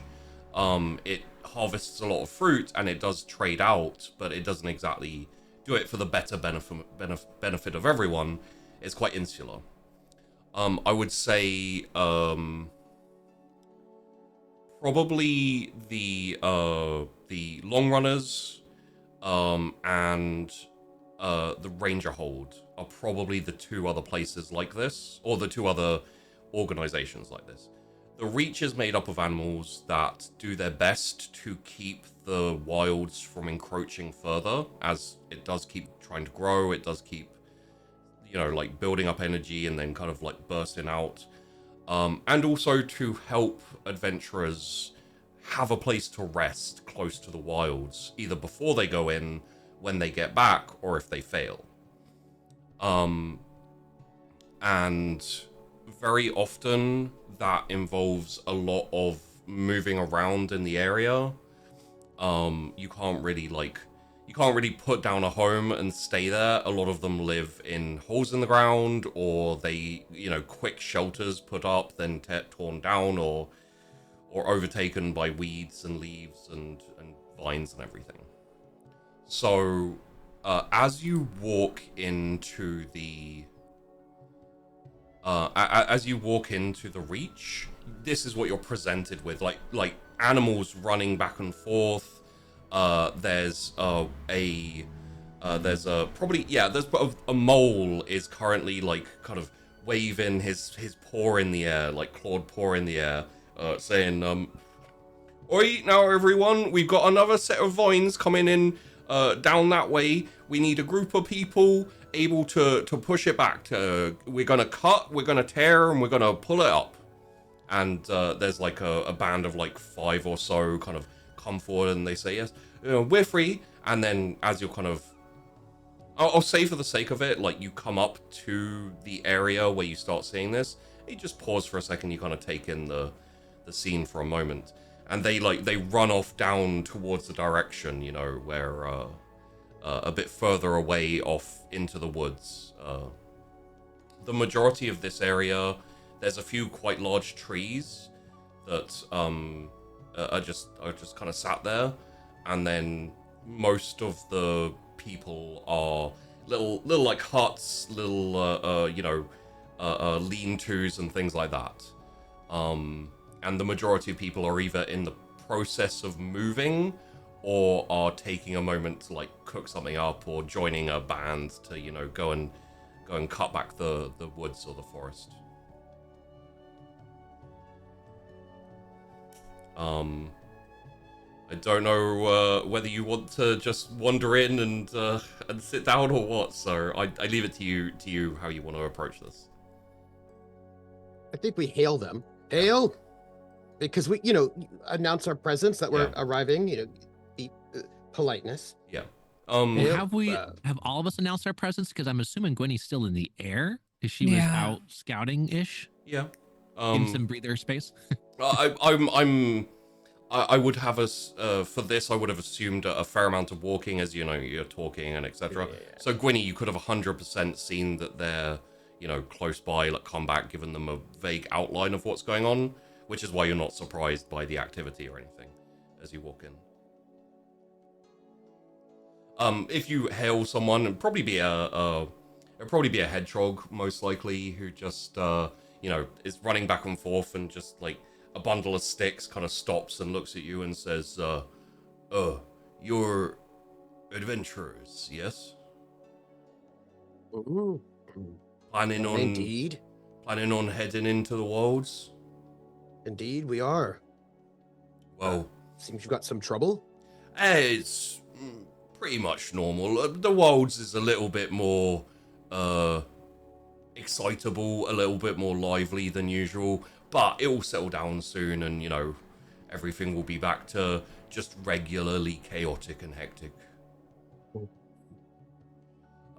Well, open area, chat to whoever you want. There's a few people who are resting, you know, they're not on shift currently, and feel free to set up your own place. Obviously, you'll have to move it every 4 or 5 hours or so, but once you're ready to go in, you know, just go on. You look like you've been here before. I Dashlington, Hoppingwell, Long Runners. Long Runners, yeah. You came through, what, like 8-9 years ago?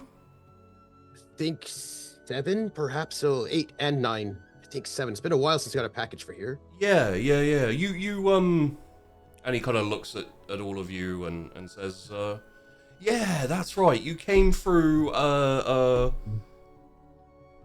he points at Junior and Nico and says, you two are new. Yes. And both of these would really enjoy being able to help out the community by pulling back some of the vines that are encroaching. We would. Yeah. Well, we would. Wonderful. Well, we got some tools laid out over there, and he kind of points to a little bundle of kind of, you know, like machetes and axes, like hatchets and stuff. They're not like weapons; they're much more tools. Unfortunately, there's no chainsaws for anyone, I'm afraid. But you know, you have to make do with what you got. And he says, always happy to have extra helping hands as long as they're willing to stay. And he kind of like stares at Junior for a second and like shakes his head and says, yeah, tools over there. Feel free to go pick something out for yourself. And if you head, and he kind of like points down in the direction that group of 5 or so went, he said, currently there's a lot of vines out over there. Just need cutting back. You know, it'll set us good for a couple of hours at least. Yes, sir. And Dash leans down to both Nico and Junior. Listen, one of the things about being an adventurer is that you've got to go and make each place you visit better when you leave it than it was when you found it. It's one of the core tenets of being an adventurer. So, you two, and especially you, Nico, you've not done a lot of this stuff before. These vines, they are pretty aggressive. It's a good space to get yourself ready. Yes, sir. Okay. Well, yeah, I can help with the vines. Your first mission, Nico, pick up a hatchet, follow Junior's lead, and cut back some of these vines. Remember, they're very aggressive. They move real fast, and they can be a little bit excitable. We won't be too far. Yes, Mr. Dashington. I'll be careful. The Colonel, you can call me, but go on, you two. Right, this way. And I give Junior a wink, which is like, kind of like, You're I'm in giving charge him, now. yes, it's the "you're in charge now" wink, which is what I'm giving him, so he gets to step into his leadership. Yeah. And after, can I ask very quickly for my own curiosity, seeing as this is fairly official and the way it was presented is very, like, responsible and everything, do we get, like, a junior march where it's like, right now, left, kind of like, like going over to the... I think Nico will try and lockstep, but probably fail horrifically.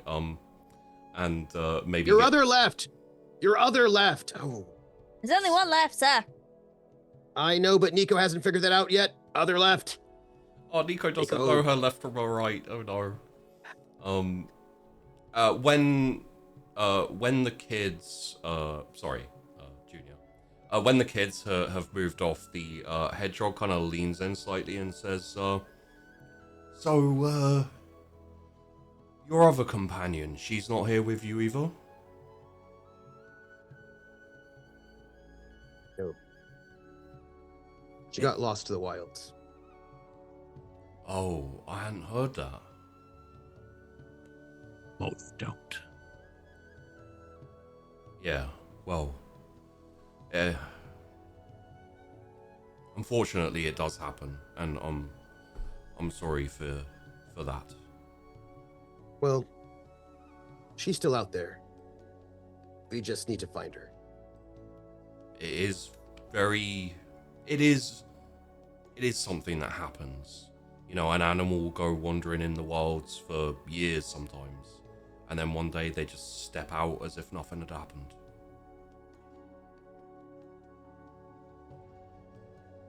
So you haven't seen her? I mean, aside from that young mouse there who looks spitting image, no.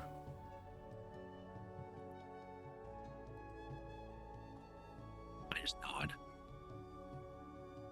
I think that's kind of like a vibe that sort of descends just a little bit. And I'd say as well, hoping for some kind of you gave us a little breadcrumb of like hope there, right? Yeah.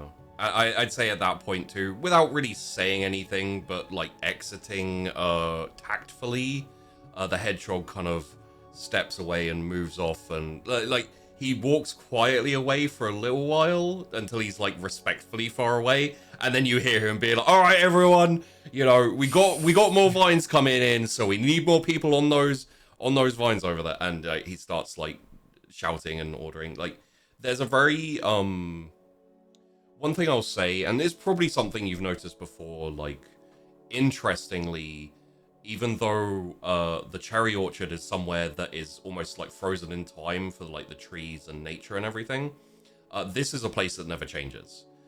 Probably because of the nature of what they have to do, helping adventurers, people always moving through, having to always move house, having to like cut back the wilds, encroaching all the time.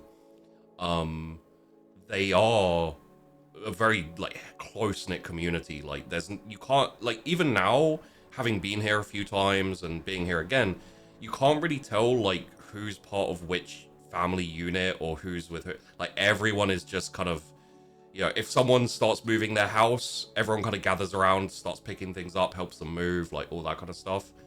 I will say there is one exception.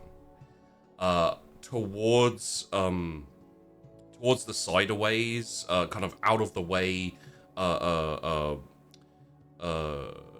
suspended between two trees, is a hammock and a mouse just lying there, completely kind of, you know, like relaxed, like it's their tail is just like flopped over the side of it. There's like a rapier in a like rapier case, like propped up against the side of the tree by their head, and they're just like relaxed and chilling now.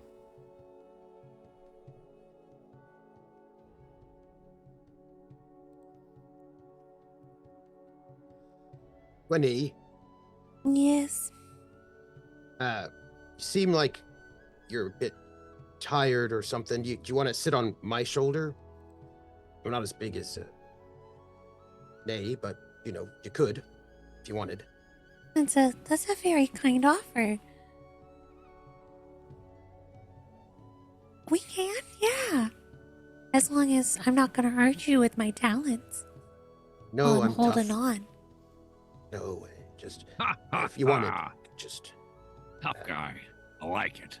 Well, you let me know if I'm holding on too tight. okay. And if you climb up on his shoulder, which is probably more of his like full back, right? He pats your talons, which kind of lets you know that he was asking for a hug, and this is the version of that. It wasn't like, hey, do you want to you can just sit on my shoulder if you want to. It's more like, I need a Gwenny hug. And so he, like, you know, and so he just sort of pats your talons, right? And like my wings kind of come out a little bit on your shoulders, just like a little tap. Like, because Gwenny was just kind of getting lost in the idea of like, oh, the last time we were here. Yeah. And like, really just kind of that like disassociating brain where like her thoughts just went away. And like, she is tired. She was flying a lot and it's been a long day. Yeah. And she didn't eat anything at like, so I'm like, she's maybe picked a little bit, but like, so she's feeling the travel fatigue, but there's more the fatigue of that thing that's missing.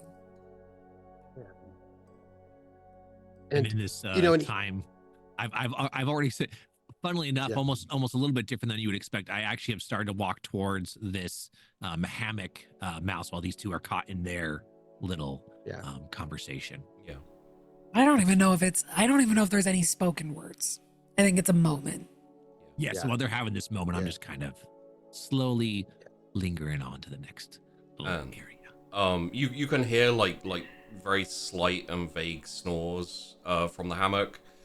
You can't see the mouse's face because they have their hat over top. Best way I can describe it is almost like a Robin Hood style. You know, it's like a kind of cap, and it's got like a little feather in it. And there's like a bowl of completely finished like food. Like there's a spoon, like a wooden bowl in his like lap. He's very clearly like gorged down on some food and then taken a nap in this hammock. And I will say, I resonate with that so much too. It's just like, brother. As you're like in that area, you'll notice like the majority of people like kind of steer away from it, not in like a scared way, but just in kind of like a this person isn't part of what's going on kind of way, I guess. And yeah, like.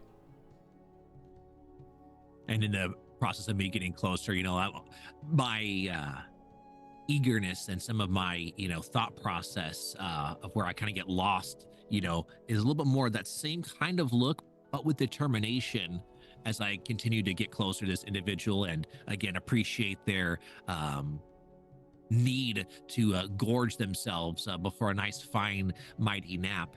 I have now gotten closer and I see exactly what you had described, and I kind of motion at the two of them because they were kind of in their moment, this unspoken kind of, you know, friendship bond, and I just kind of I think it's subtle, right? Again, not considering how massive I am as a badger compared to the majority of the community, you know, even if you stack two hedgehogs on top of each other, you're still not really a badger, right? And so I'm doing that motion, and I'm curious by me leaning over with this big extra shadow on top of this mouse if like the mouse is going to pick up that like, wait a second. Yeah. There's some large figure looming over.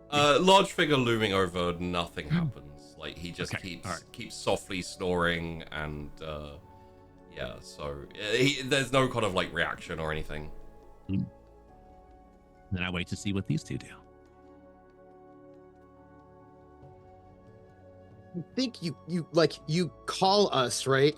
And I think there's a thing that happens with us where we often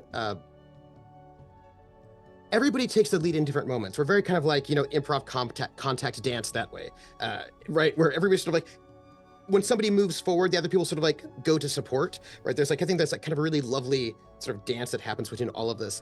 And Nate so rarely steps forward in that way, like unless there's food involved. And then Nate absolutely does step forward real fast in like certain moments. And this is really interesting, right? That Nate's stepping forward in this moment. And I think that I sort of like hop a little bit forward so that we are in the zone of support, but while still letting you be in the front to speak to this mouse. Okay, and it's like it's an encouragement, right? It's like this, like, we are here to support you because you've seen something, and so we're here to support you for it. Yeah. If only Junior could see, this is what it's all about. Friendship, it's magic. And you step forward, and there's kind of you're not like looming, you're not right next to him, but enough to like cast a shadow over him, and you're close by, and there's like a very even though there's some background like shouting and etc., the moment there as you're all stood there is quite quiet. It's quite calm, and the camera as you're stood there smash cuts over to Junior and Nico as Nico is suspended in the air by this vine, like by her foot, and she's shouting like, Junior, help, it's got me! And like Junior's kind of got a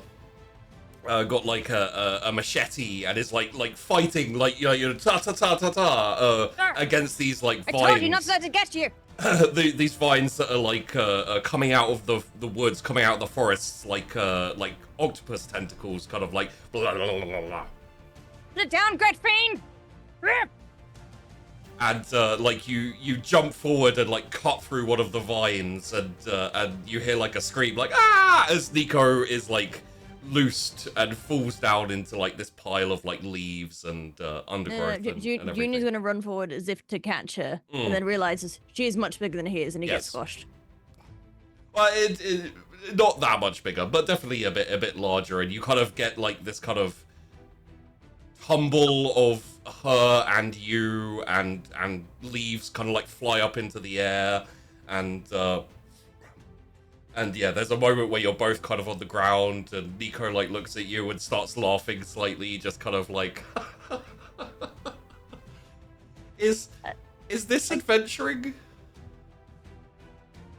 Apparently. Oh. I don't find the amusement in it personally, but... Well, there are more vines. Should we? Maybe we should chop them down. And Nico like hefts the axe that she picked up, and like looks at you and starts to stand up, and this kind of like creeping vine, like slow, a smaller one, like kind of snaking through the grass, like starts to like quest onto your wrist and so forth.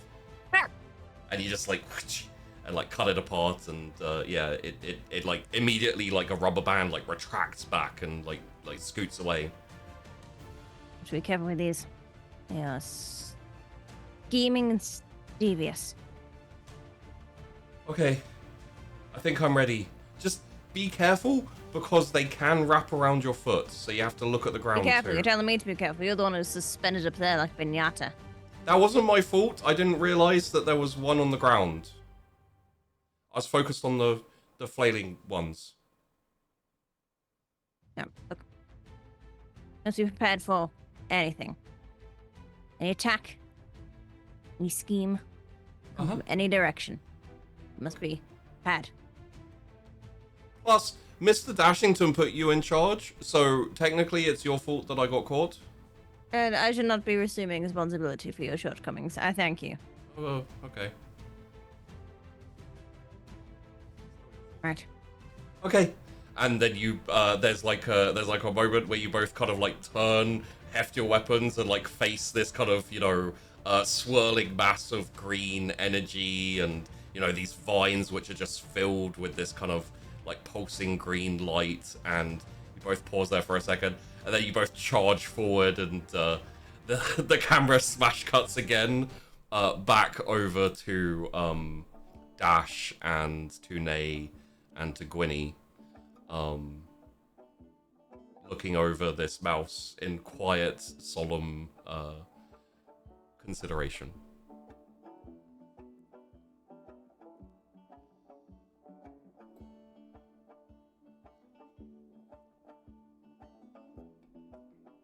Gesturing to Nay, like, Yeah. What were we gesturing? We're back at gesturing the to you to mouse. where's the mouse? Excellent. All right. So as I'm in this position of blooming, and I've felt the presence of both of my companions, because obviously the rest of our team has gone off on an important experience learning mission. Yes. Yeah, it's like an internship. Exactly.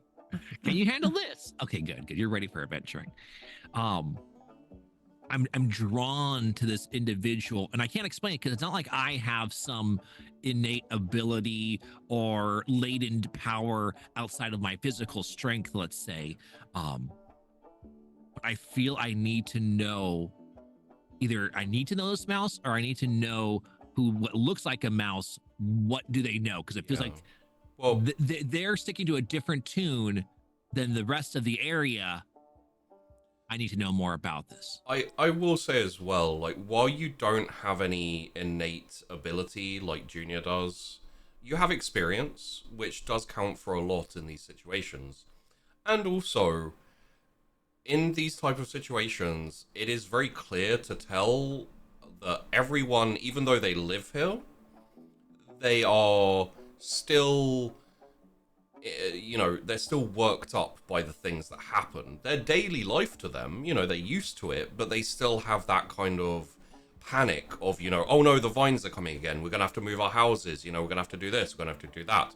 It's weird for someone to be sleeping in a hammock during all of this. It implies either a complete lack of care or being extremely, extremely comfortable with this situation for whatever reason. So it makes sense that you'd be like, this is weird. Why are you asleep during this situation? And so, me trying to come up with some way that is to rouse said individual. But again, you know, I know that I'm quite large compared to this little mouse. Oh yeah. My brain's like, okay. When I look back at both like Dash and Gwenny, kind of like, help me out here. Thinking's not my strong suit.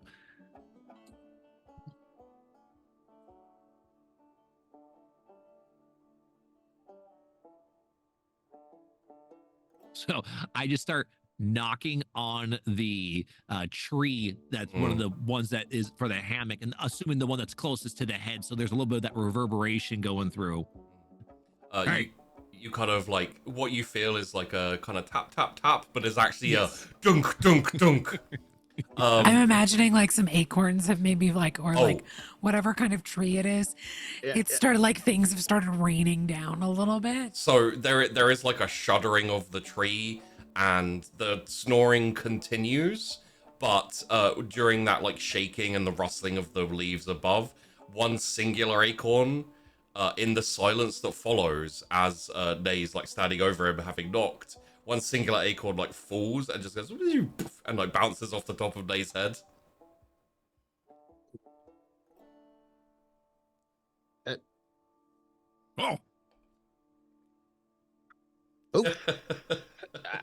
At least you should have boiled it first. Is that mouse dead? He's not moving much. But he is snoring. He's snoring. suppose if he's dead, we should just take all of his stuff then, since he's dead. If I can't hear nothing, since he's dead, bury him. And then I lean over him because, like, again, this is more of that a little bit of a dunce moment for Nay. Yeah. Hey, are you dead?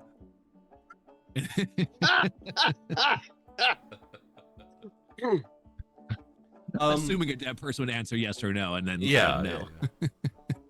Tick yes or no in my questionnaire, please. I am dead. So there's kind of like a pause in the snoring for a second, and then like a, and then the snoring continues like. Nay, I don't think they're dead. Well, that's good. I need to talk to him. I need to. All right. Well, give me a moment. We'll do this the long runner's way. And I kind of just I try to get out of the way a little bit. Again, forgetting how large I am. Trying to. Winnie, do you mind? I can't really hop with you. Oh, yeah. And I like hop down. Yeah. Because I mean, Gwynny's very tiny, but like, Dash is not a Boing. hedgehog. Yeah, And then exactly. it's just like a launching pad. Yeah. Boing, boing. And because we're gonna do this the proper and polite and kind way, Dash is gonna rush off and find a bucket and get some water in it, and is gonna hop over and is going to go and give it to Nay, because Nay's got height. Yeah. Wake him up. I go to start to drink it, No. Huh? Oh. And you would think I just turn it over, but again, not thinking it through. Just. It's way too forceful with the water. Well, Okay. Yeah, not intentional. It's just his way. It's Nay. Yeah. So the water just splashes and it engulfs this mouse, and the hat is drenched, and the mouse is drenched, and there's this kind of like, and the mouse like sits up and like looks around. The hat kind of like slumps off the face. There's a wet splat as it lands in his lap, and he kind of coughing and looks around and like looks up, and then looks further up at Nay and says, "Oh, hello there, big guy." Yeah, trying to put on this nice, good old smile. Yeah. All friendly.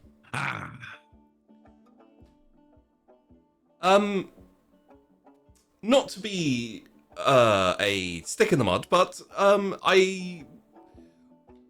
what is the deal here? Why have I been awoken by a very large smiling badger?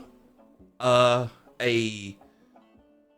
very proper looking hare, and oh, hey there, and he like waves at Gwynny and says, an owl as well. And I'm sorry for the rude awakening. I sleep like a log, so it is one of the ways to wake me up. We might have noticed. Oh, sorry, have you been here long? Yeah. Well, I don't know about long, but I definitely got impatient. Well, some people do hesitate to wake me up. I've known people to wait for a good 30 minutes or more trying to figure out a way to wake me up that isn't. Anyway, why am I being woken up? Well, Who are you? honestly, that food that you had there, that looked like it probably was a good haul. Oh wait, hold on. There was something else we were supposed to. Hold on. And I get stuck in like trying to think. I got like distracted by the food thoughts, like. Hmm.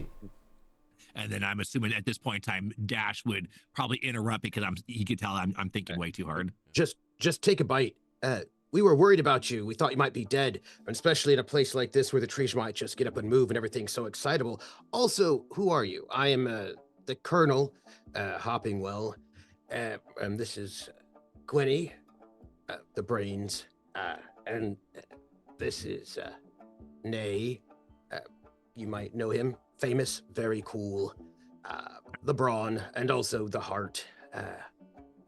who are you? Oh, Nice to meet you. apologies, rude. My name is Electus. Electus Iteratus.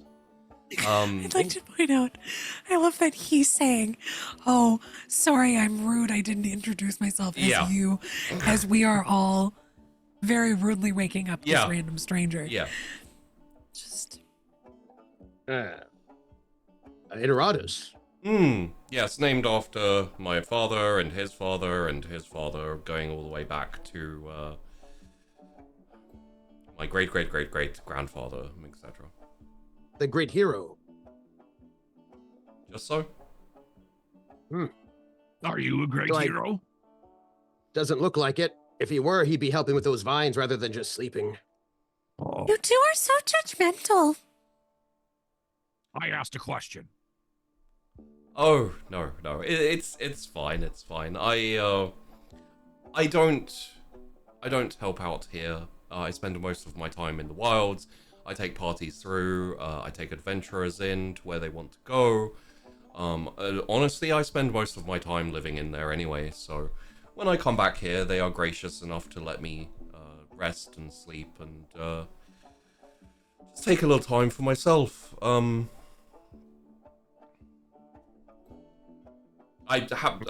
sorry, I would love to return the favor, but I don't believe I've heard of as Nay? Yes, Nay Ironwood, the most. Oh, I have heard of, Nay Ironwood does ring a bell. Weren't you active a couple of years ago? Like 2 years ago? Depends what you mean by active. Been a long time since I have ventured. Yes. I'm like holding the, I'm kind of like showing it off because now that brought something, it's like, here's my cool stick. I got a cool stick. Check it out. Check it out. I mean, you want to hold it? That means that you must be a long runner. Pointing at you, yes. Dash. And I just sort of straighten up my uniform. Yes. And I don't know if you know Gwynny, but Gwynny is the premier inventor in all of the woods. The brightest mind, the most inspiring, the most amazing sort of tinkerer in at least 5 generations. I do remember hearing about a group of adventurers. Didn't you have a mouse with you as well? It was You know where like she is? a year ago? Interjecting way too before he could finish. Yeah. Where do you know where she is? Huh? I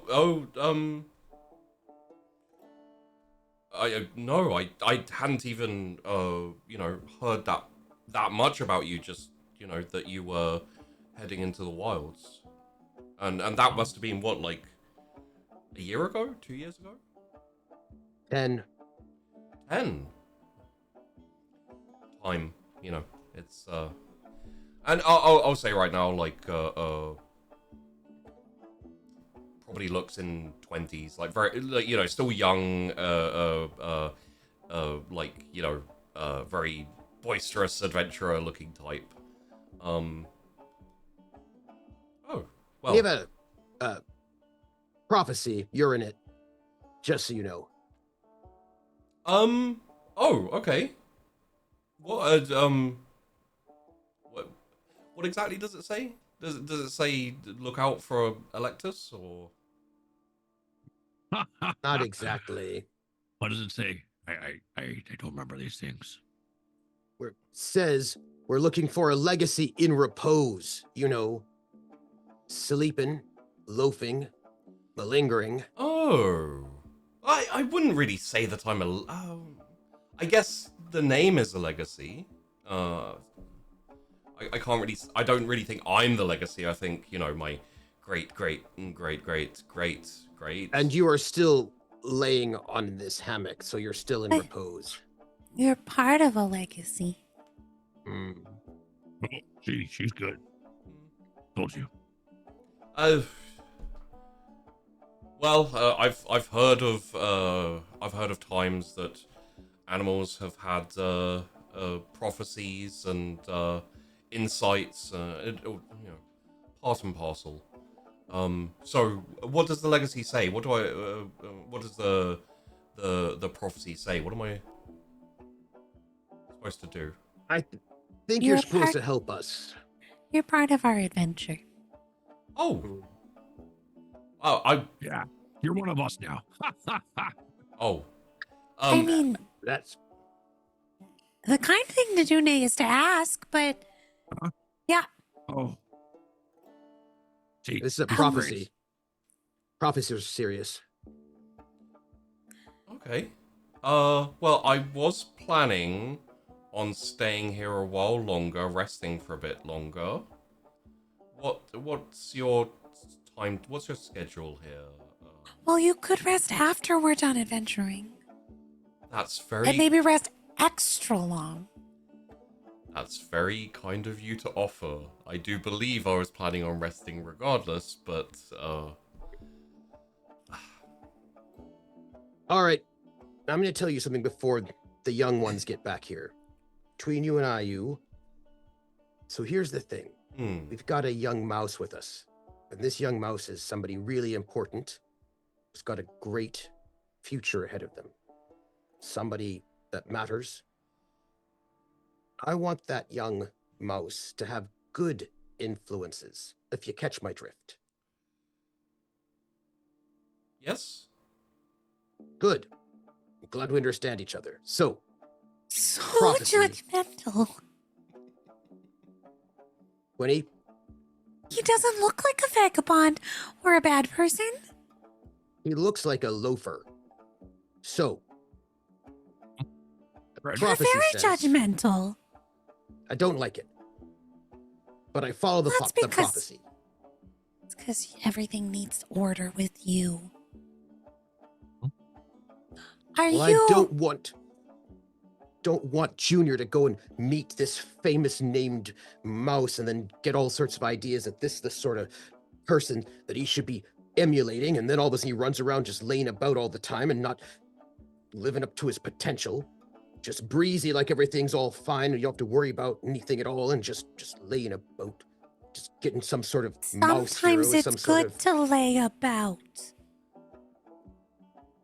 not in the middle of the day when people are cutting down vines. Anyway, look, the prophecy says we got to find a legacy to repose in a kit that doesn't fit, and only then can we regain our heart. Lost time and find ourselves forged in fire. And then our hero to be, young Junior, is going to roam far and live free. And if I want Junior to have a good life and maybe find our heart, we need you. Just don't fill his mind with that. Well, I will do my best. After being recruited into a group I have only just met, not to We allow call it my voluntold. yes, not to. You are very charming. Thank you. boy. You seem like a dashing figure yourself. I grab at the satchel and I pull out a candied walnut. Here. Thank you. Gift. And like reaches over and immediately just like puts it to his mouth, and you hear the as he kind of like spins it around and takes the I candy. like this guy. And he takes the candy and like the cooked hard shell off until there's it's almost like an apple core left, and then like puts it to the side and says, "Where do you get those?" She's good. Like I said, she's smart. Well, Figure out now how to make them better. now I have to come along because I want more of those. Oh, Call it my pay. Food. See, I'm not the only one motivated by food. I like this guy already.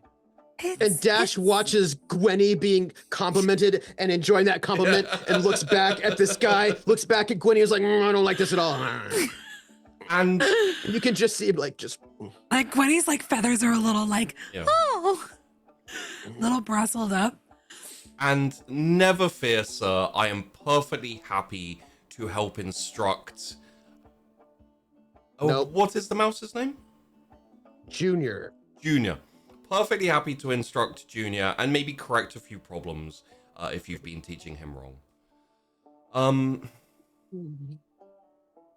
And like my little tail thumps, my little foot thumps, just like thumping. I think we try not to correct people in our group. We try to let others learn from mistakes and not to be know-it-alls. Yeah, I'm still here. Yes, you are, big guy. And I'm sure you have been very thorough in your instructing of your young charge how to properly fight, spar, fence, swordsmanship, survival, all of those things. And also good character, how to help out people, how to be kind, how to go and like when you come into a community, make a good representation, help out, not lay about. Exactly. How to be industrious. Yes. Work hard, put exactly in what you take out, all of those wonderful.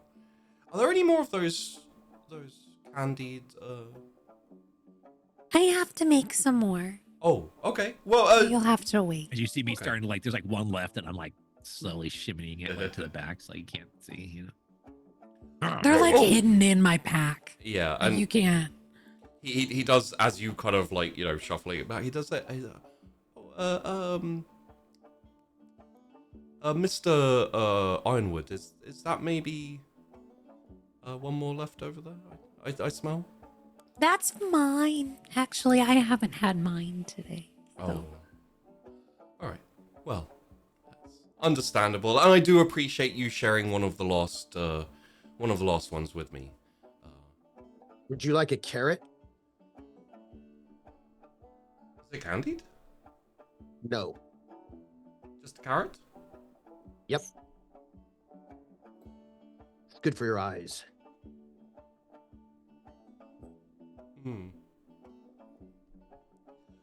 I think maybe later. I will give you one of my carrots. Oh, Would you take it? If it's offered, it would be rude for me not to take it. It would be. And I go into my pack and I give him one of my carrots. It's plain. It's not candied. It's not even fancy. It's just a carrot. Still has the greens on top because those are the delicious part. Yeah. Hand it over. And he he's got his hand on his chin, just scratching it very slightly, and then like literally a blink and you miss it. The carrot's in his hand, and his hand's still on his chin. Like you don't see his hand move. Thank you. Enjoy.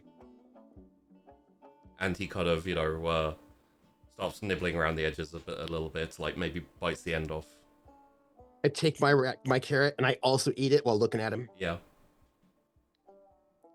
I think while both are like nibbling down on the carrot, I think that's a perfect time for a very bedraggled and dirty and like covered in like vine viscera for Junior and Nico to kind of come panting back. They've put their tools back, and that I think partially Junior's like supporting Nico, who's like, we finished. Finished the task, sir. Here, as a reward, and I go into my pack, and I have not eaten my candied walnuts. Yeah. I give each one of them a candied walnut. Oh, while looking at our friend. Welcome. Oh, good work. Deserves good rewards. Thank you very much, Mr. Colonel. Of course. Also, even though good deeds themselves are their own reward, but still. Good job. Do you think I hope we feel good about helping the community? Do you think we maybe have a moment to sit down? It was quite exhausting. Of course.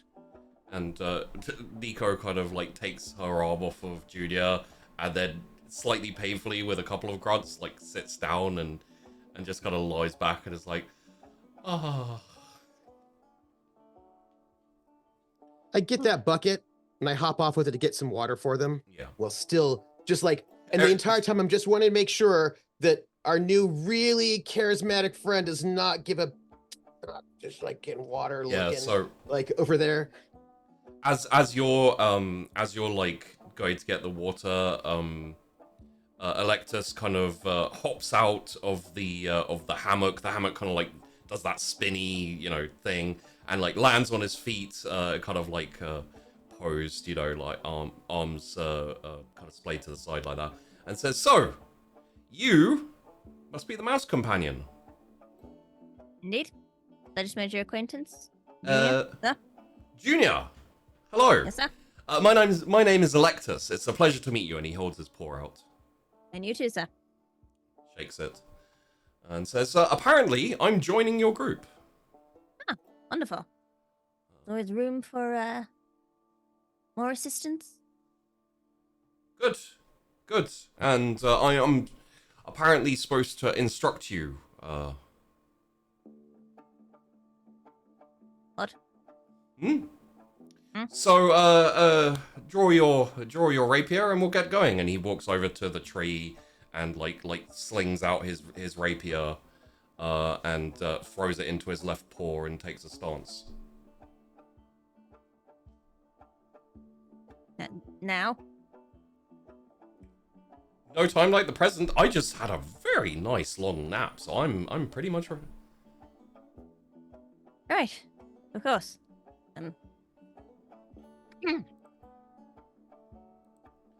Walk over, kind of pat Junior down just a little bit, like, you got this. And walks away. All right. So, basic stance, and he kind of takes a rapier forward, a hand out behind. He's kind of faced sideways to you. So, how much have you done this before?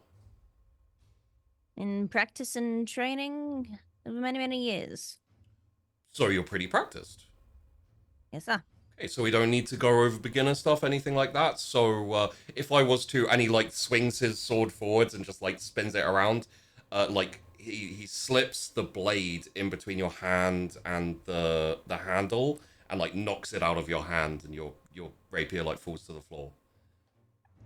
I was not ready. My apologies. You said you were experienced. You said you knew what to do. I've been training for many years. Yes, I assumed you were ready at that point. I hop back with the bucket of water, and I do not like what I see. And I put it down next to Nico so that at least she can drink water. I'm like, Junior, I've got water for you both. You need it. And Nico says, "Oh, thank you, Mr. Colonel," and like kind of bends down and slowly like tips some water back. Is like, "Oh, that's so refreshing." As Electa says, "All right, on guard." And essentially, let's call it very much stage fencing. Is essentially now not trying to disarm you or do anything dangerous. Is just swinging so that you can meet it. And so here's a question. Like, how much has Junior trained? Like, is it... I mean, Junior's probably trained about 2-3 times a week with a colonel, but that's the thing. He's trained. Yeah. He's never had to apply it anywhere. Yeah. So obviously, he knows all the fundamental, like, the base, like, the basics, the stances, moves and everything, but he's never, ever actually had to apply it against something other than a training dummy. Yeah. Sparring, though. We've had sparring. They got to get you in there. So there's I'm Burgess Meredith, and he is Dolph Lundgren. Yeah. So there's a bit of a back and forth as you kind of ting ting ting ting ting ting, and you go forward, you go backwards, and Alexa says, "Good. Your form is good. Your reactions are good. You're keeping up. That's very nice." And there's a point where, like, as you're going the back and forth, you notice a slight like slip in his stance and like a slight kind of like he essentially misses a little bit with the rapier. He's gonna capitalize on that and try and get a few more swings in to off-balance him. So he immediately tries to correct his stance, and you start pressing him, and he kind of, going more on the defensive, more parrying, and you actually force him. At one point, he like goes down to one knee and like puts his hand on the ground as he's kind of like fending you off. And there's a moment where he's kind of fending you off a bit desperately, and then he kind of like smiles charmingly, and then just don't trust him, and just pushes back, and goes ting ting ting, and like pushes more on you, stands back up, and keeps going. Don't trust him, Junior. He's tricky. And trying to fool you. Essentially, there's a little bit more back and forth. It's fairly even. You feel reasonably confident, especially having put him on the back foot, like forced him down to his knee. He even had to like support himself with his hand. Is how far you pushed him back, and kind of going back and forward, and then there's a point where he pushes forward as you are pushing forward, which leaves you like locked at the hilt. Almost like face to face. He's a little bit taller than you, but not that much taller. And he smiles as you're kind of locked in this like close up kind of sword lock. And he says, wow, you are actually reasonably well trained. You sound surprised. I merely expected you to be a lot more amateur and easy to trick after that first disarm. Not even my age, my stature? No, but you underestimated me, and that was your mistake. My apologies. I do wonder how you're going to handle this. And his hand comes forward and dumps dirt directly in your face. And then as you stagger back, he puts his foot behind your foot, you trip, and you find yourself sword point to the neck on the floor. That is an illegal move in sparring. You cheat, sir. I'm here to teach. I am not here to spar. When you're in combat, when you're in a fight, and he takes the rapier away and sheathes it, there are no rules. You're actually not here to teach. So just remember that. My apologies, Colonel. I merely thought that it was very possible you were only teaching your young charge how to behave properly. And I think that is fairly apparent. I just wanted to help out a little life instruction as opposed to etiquette. I think that life instruction is the last thing that you should be teaching young Junior. And it is quite clear to me that you are really well versed in doing things not properly. Apologies, Colonel. Whilst he, I do not mean to speak out of turn, but I might somewhat agree with him. And I also, in this moment in time, I try to give again a congratulatory pat to Electus here, but again, size difference, brain not, with perfectly in the moment. Maybe pat's a little bit too hard. Yeah, a little bit more of that. I will say that when you pat, it's very similar to when you patted on Brock. What's his name? Briarmuck. Briarmuck. Yeah. It is solid. There is no give in the pat. You'd expect with a mouse that size, it would be like boom, and he'd be like ah. No, it's just as if Junior had patted him on the shoulder. And he looks up and says, "Thank you, big guy. Nay, right? Yeah. Yes. Thank you. Maybe we can spar at some point, or arm wrestle maybe." Well, there's gotta be food as wager. Sounds interesting. I'm gonna go take a scout of the place. So I'll be back. And Dash sort of hops off as this guy's palling up with Nay. You can just go on and take a bit of a tour of the reach. And as Dash hops along, Do you need help, Dash? No, fine. Fine. I'm gonna leave that open to you as to whether you take that for granted or not. Because yeah, very clearly not fine. And Nay, you know that Nay is not gonna notice, so it's either gonna be Junior or it's gonna be Gwynny who would notice. And that. I just kind of look around. Junior's gonna follow after the Colonel. Okay. If Junior goes first, then I'll just stand there.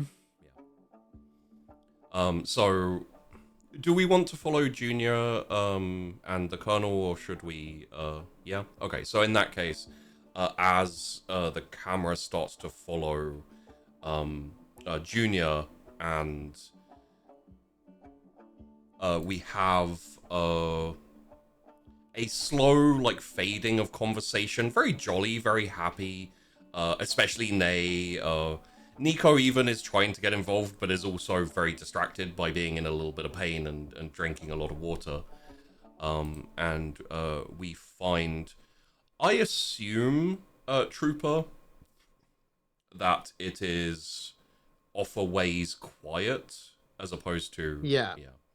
And somewhere not in sight lines. You know, really, it's just not in sight lines of the super handsome mouse. Yeah, so let's say you push your way through some bushes into like a little secluded grove area. Well, for now it's a little secluded grove. Probably the bushes will move in a second. But and you kind of push there, and then you just kind of stop. And I'm imagining like you're cooling your head essentially, just kind of like, yeah. And you didn't even hear someone following you, but after maybe like a few seconds, you hear the rustle of the bushes behind you, and you turn to see Junior kind of, pushing his way through. Junior, what are you doing here? I came to see you, all right, sir. You do not seem pleased.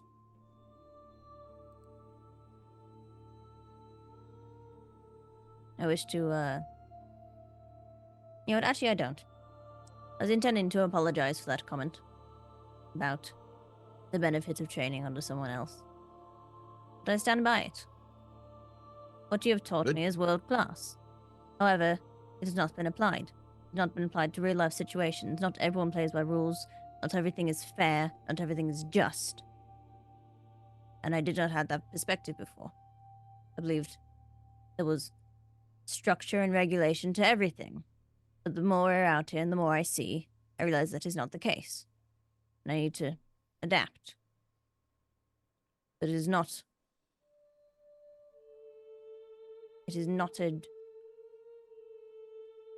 a disagreement with what you've taught me. It's merely enhancing it. So.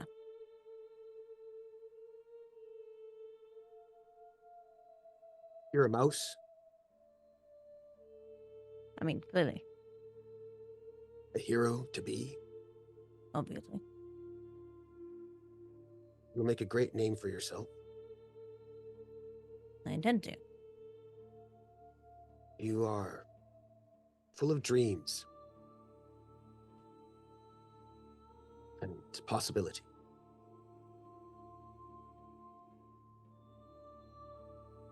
And Gwynny always says, gotta let people make their own choices, their own decisions. And you, Junior, are a fine young man. You have been doing a very good job with Nico, looking out. I mean, she was caught up with the vine earlier, but we'll ignore that part. I think you're going to do great things in the world, and I tell you this, I'm very proud of you.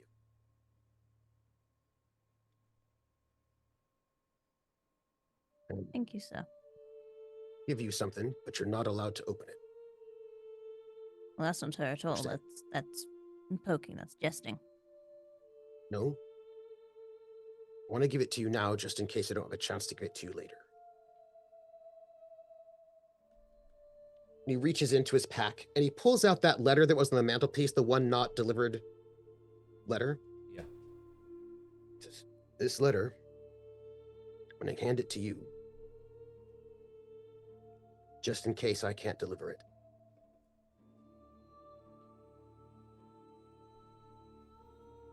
Who's He it hands for, it over. sir? You can see on the it's for your mother. It says to Juniper, but it's very old. It looks like it's much younger handwriting. The letter itself is probably a decade or so old, around that. It's gone from length of that time. white to the like faded yellow. Yeah. So I'm gonna give that to you. You deliver that if I don't have the ability to do so. And if you think there's some time where you think you should open it, because you think that's something you need to know, I'm not here to stop you. And by all means. Thank you, sir. You need to go learn from that fellow mouse of yours, that very dashing, impressive mouse. That is your judgment to do so. Because in the end, I just want you to be whatever mouse you want to be. And have all the best things in your life, and fulfill your dreams. And, well, sometimes I guess there are things that an old hare like me cannot provide. And you should have everything that you want and need. So. Do not wish to cause offense, sir. No. You could never offend me, June. I have never been disappointed in you, or never been offended by anything you've done. Only been impressed by your heart. And, oh, I got something in my eye. I'm so sorry about that. There's a bit of dust around here. It's definitely hay fever season. Off in the distance, to the south, there is a low, very distant rumble, almost like thunder. He's part of the prophecy, that mouse. I'm pretty sure. The one that says, with him, you'll find your heart. So, he might be part of the key to help you,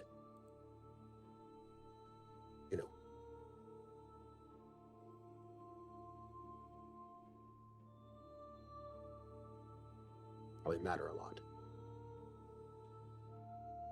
Do you mind if I just interject into Dash's head for a second? Because I thought of something here, and I'm wondering if this is the way Dash is thinking. Does Dash feel like he isn't represented in the...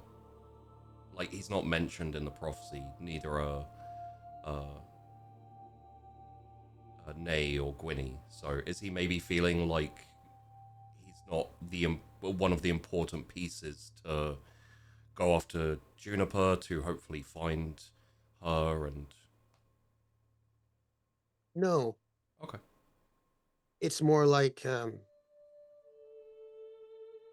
he's tried to be a sort of a dad to Junior in his own way. And now this mouse shows up. It was everything that Junior might want. He's a great hero with a big name. He's dramatic and dashing. He's everything that maybe somebody like a Junior would look up to. And he's still so young and vital and all of that. And it's more like Dash just thinking, doesn't matter what the prophecy, but kind of feels like he's probably obsolete and sort of lost his son a little bit. That his son's going to leave him for this mouse. Carefree. And maybe it's the right thing for him to do after all. I mean, maybe this mouse can teach him better than he can. Is there maybe an aspect of like recognition of the past? Like I'm not sure exactly how Dash was as a young adventurer. I feel like maybe he was a bit more carefree, maybe a bit more kind of, you know, like not lackadaisical, but you know, like there was aspects of... he was carefree, but he was always very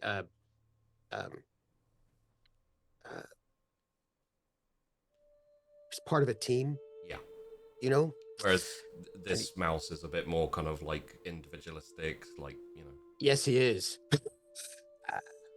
And he's also a little bit worried because Junior has always been a little bit individualistic, just a little bit. Yeah. Because, yeah. It's a bit of, you know, because, you know, Dash always figures because he just didn't feel connected enough, you know? He just needed a bit more to be brought in. And he's very afraid of losing Junior right now. He's already lost Juniper, and he's afraid that right now he's watching Junior.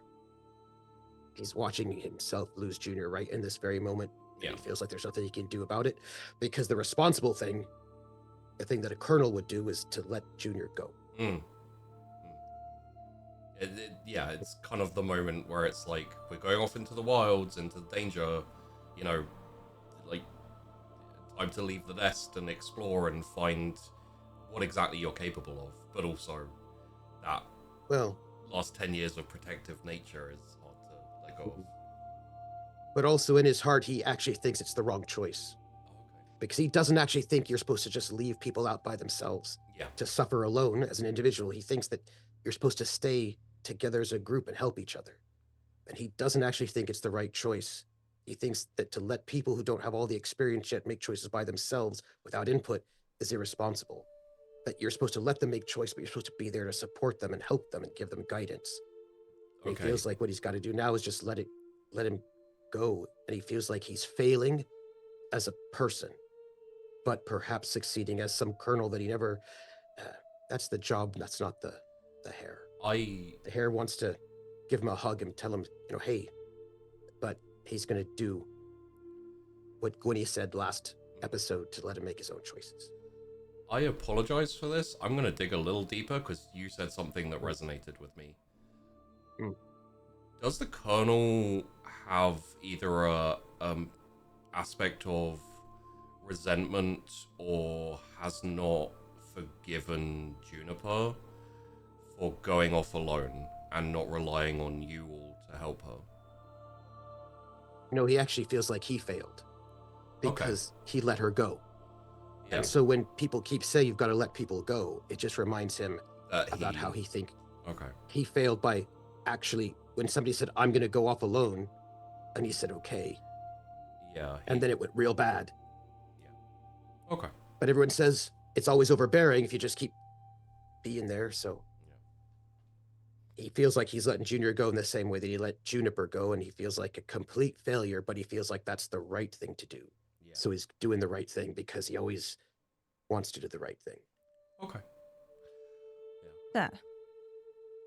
Yeah. Why is it that this feels like a goodbye? The way you're talking, the way you're acting. Well, suppose there's a time in every young owlet's life when they've got to go fly out of the nest in their own way. It's your time to fly.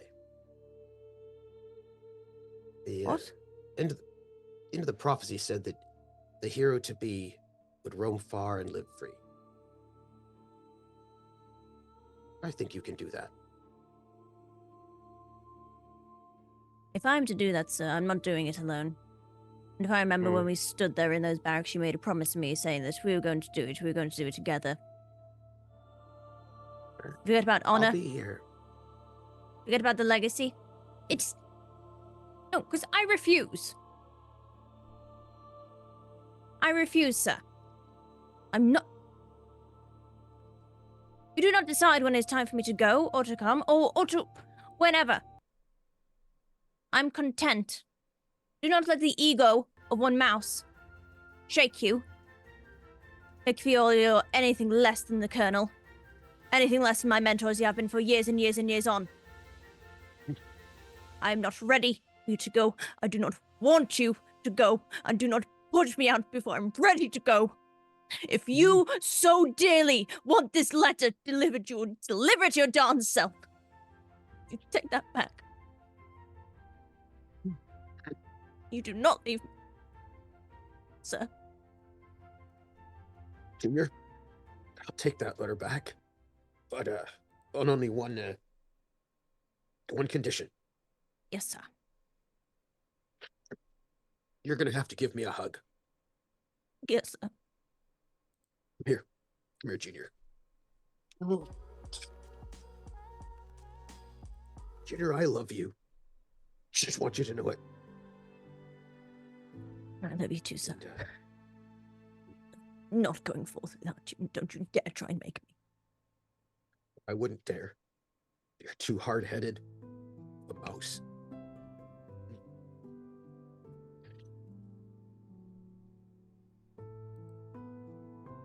You're every spitting image of your mother.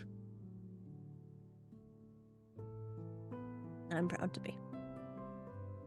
You should be. But if ever comes time you think this old bag of bones could be replaced by a younger, more cheeky sort of mouse, yeah, we'll always respect your choices. I'll be honest with you, sir. There's only one room for mouths with charisma around here, and that is myself. Well, that's I think anyone true. could beat this. I think not. No, nobody could. And he doesn't hold a candle to you. Of course not. It's a dim match in comparison to the fires that roar from this heath. Junior, you're, it's an honor to be able to adventure with you. And you do, sir. Tell you what. Right. Why don't we take a seat just for like a second or two, and I'll tell you a story about when I first saw your mother. And I'll tell you the story of this letter. And I kind of sit down, and I don't tell the story of the letter, but I tell a story way back when I first saw Juniper. And you sit down on a very convenient narrative log that is nearby. And as you start to tell your story, with the last vestiges of sunlight like slowly flickering through the leaves, as night comes, the camera fades out, and we'll end there.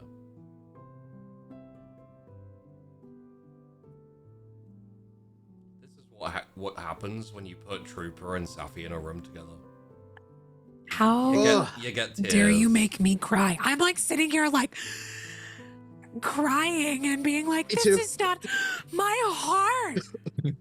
I need to apologize. I'm so upset with myself. I read the scene a little wrong, and I thought I was overpowering Junior with so Junior's theme came on, which is very happy, and then it went super emotional the second after I started it. I panicked. I was like, wait, do I switch to sad or do I just keep the Junior rolling? And then you started crying. I'm like, no, fuck it. Sad.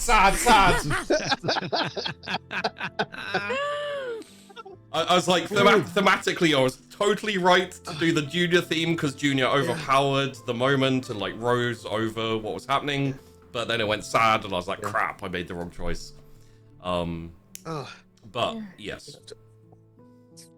Very well done, both of you. That was you can always tell because I basically go into a relaxed position. I freeze my face and my tear ducts, and I just go, okay, go. I am ready. I can see what's happening. I will not cry. I will just tear up slightly, and it won't be visible on screen. I'm so thankful to be hiding behind the darkened screen. And I'm like, I get to just watch this emotion, and it's great. Yeah. So we will hit super chats. I think there's a couple. We will do. I think if we can hit outros first, so we can end at any point. Yeah. I do want to talk about a couple of things that happened because I really liked this episode, and you all did a great job. So let's go first with our pugilist, Nay, and also General Andrews, and we'll hot potato when you're done. All right, folks. So if you've been watching, my name is Honey Mustalaid, or as you are hearing a lot now, is Nay Ironwood as my nickname, and earned nickname as well goes along with it.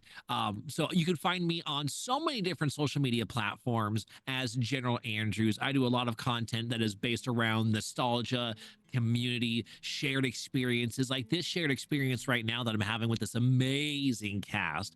I was already feeling it, but then they were like, guess what though? Like, you need to feel things. And I was all like, let me hide. And I got to hide. So that was really nice of them. I appreciate for their well-placed timing for that. Excellent job, Safi. Excellent job, Trooper. I don't know how Gwenny / Ellie has kept up with all that. That was intense. But thank you so much for letting me be here and be a part of it. I'm so excited for next week's episode. And remember, folks, teamwork makes a dream work. Let's throw it on over to Ellie before we get to those amazing folks over there. Ellie. Hi, I'm Ellie, or Elbel. I played Gwenny for you today, and I am blown away by the RPers that I get to share this wonderful screen with. It is it's truly an honor, and the cool thing is about like a wholesome show is we're getting the like life lessons of like heartbreak, but also like adventure and like the growth of a character in just a very different way than like, oh, here's a tortured, tormented soul, and let's put them through more and see what they do. The aim is like every down has an up, so you can even when it's going down, you can feel the up, and like a lot of my shows is like there's a down and we just keep going down. Yeah. That's what I'm used to, right? Yeah. So, but like seeing Dash like open up and just basically like be like, no, move on without me. Yeah. And Junior rising up and being like, well, that's not how it has to be done. Like, yes, allowing me my space, but like also you're not doing this without me. Yeah. Like, and I'm not doing this without you. It's just like, it's gorgeous, and the story's beautiful, and so thank you very much for being vulnerable and sharing that with us. And you can find me on all social media platforms as 3label / Elbel with a 3 because Elbel was already taken. So it's Canada Day here in Canada. So happy Canada Day. Thank you. I'm going to be streaming a little later playing Death Road to Canada, which is basically Oregon Trail with zombies. So, is that historically accurate? Yes. Were there zombies in Canada? We're going from Florida to Canada in a zombie apocalypse. Yeah. I've been in Canada, so I know. Yeah. That's it. That's all I got. So, to the wonderful Safi, I'm going to let Trooper have one more minute to collect the tears, but to the wonderful Safi, thank you so much. And that's it. Hi everyone, I'm Safi. I played Junior for you today. And pulled up my one party trick is that I can cry on cue. But yeah, this was a very fun episode. And thank you for Trooper for sharing that scene with me. It's very special for me. And I'll pass it over to Trooper now. I am Trooper SJP. I've been playing your very secure and centered and confident hair, who underneath has a deep well of, what's the word? Feeling not good enough, right? Deep well of not feeling. Yeah, like not as cool as Nay, not as smart as Gwenny, and not as everything as Juniper. And always just a little bit feeling not good enough, right? And that if push came to shove, Junior would pick somebody like Arcturus before he picked him any day. And that was always there, right? That's sort of like, you do your best, but... And I just want to thank, first off, the entire crew for being supportive. And also, I want to thank Sappy for... you never know how Junior's going to be, right? And in that moment, the feeling of an inadequacy, the feeling of an inadequacy of high expectations, right? And of being a symbol, not a person, right? You're a long runner, that's a symbol. And he doesn't get to be a person always. And gee whiz, Sappy, golly, that was like in some ways the most Junior way to say all of those things. And to see Junior not being as adult as he pretends to be, and also knowing it in that moment, right? It's that sort of, it was this beautiful thing. It was like, well, hold on, I'm not, I know I say I am, but I'm not yet there yet, right? And I'm not really ready to let you go for some stranger, even though he's still a mouse, whatever, right? And that was like a very, it's very beautiful. And it was so honest. It was so vulnerable, but very true. And it's that particular kind of energy. And I know everyone says that over Zoom, you can't get the same kind of energy that you do on a stage, but if you are present, you can. And thank you for being present with me in that scene. It was beautiful. And thank you, Sheepy, for, what's the word, enabling that, being an enabler, as you totally were. Yep. And thank you for, I want to thank Jen and Elle for being there. I think for both Sappy and I felt your energy. So thank you both. And I want to thank the audience. I hope all of you all are crying, because I certainly was. Tweet tomorrow from Trooper is like, Sheepdog is an enabler. Filthy enabler. Yeah. I pass it to you, Sheepy. Match the mood. How dare he? So I'll throw out Patreon is really the core place at the moment. If you enjoy the shows, if you want to see more, I have lots more ideas in my head, and I'd love to start with 2 shows a week. So go check out the Patreon. Consider pledging. That would be awesome. Obviously, if you can't, I understand. But if you want to see more, that's the way to get it kicked up. Aside from that, there's website, I forgot about the website in the intro. There's the website, links are all in the description down below, the Patreon, the Twitter, the Discord, etc. I want to highlight before we hit the super chats. Jen, thank you very much for the spar, the cinematic narrative fight. Yeah, that was great. So much fun. I always enjoy, like, every now and then I throw out to my players, to my cast, like, hey, there's a really good opportunity for like a kind of narrative fight. We just kind of like play off each other, and it was really fun to do WWE with you, basically. Yeah, it was. And I didn't have to get hurt actually doing these tricks. It was great. Yeah. I wouldn't have gone up as fast if I got thrown on my back. No. Like that first like woomph into the stomach, I'd have been down. I'd be, what's it, Peter Griffin with the and that'd be me done for the day. So yes, I also obviously very much enjoyed the little interactions with all of you, especially Gwynny with Electus. I've been waiting for Electus to turn up, and I was like, I'm so glad, Gwynny, that you just had a little bit of like, oh, my days, like, he's so charming. Which played so well into Dash being jealous.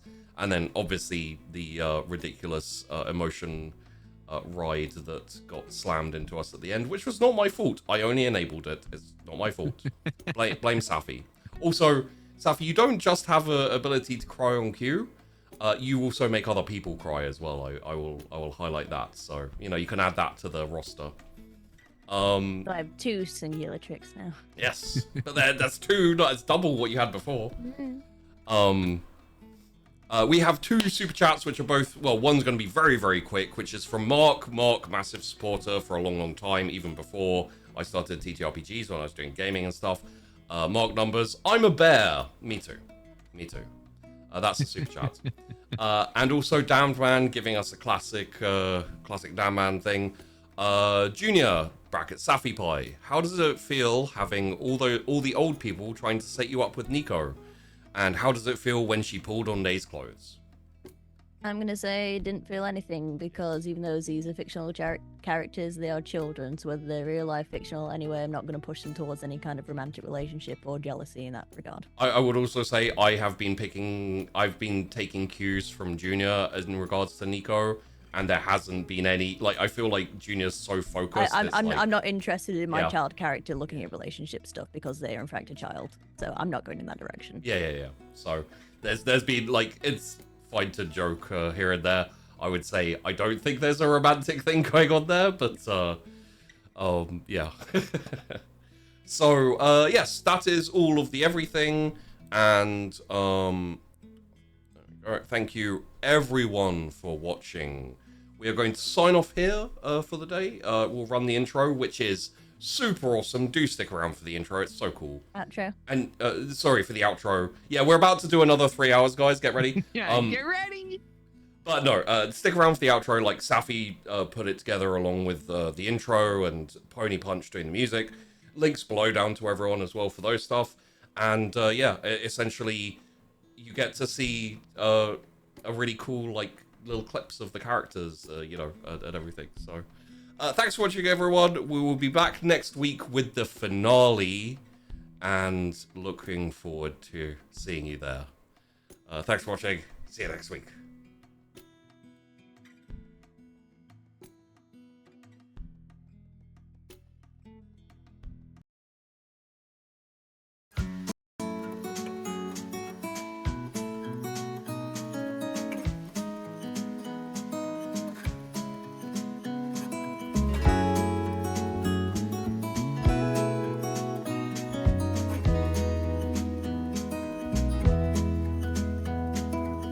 Was it all just a dream, just all in my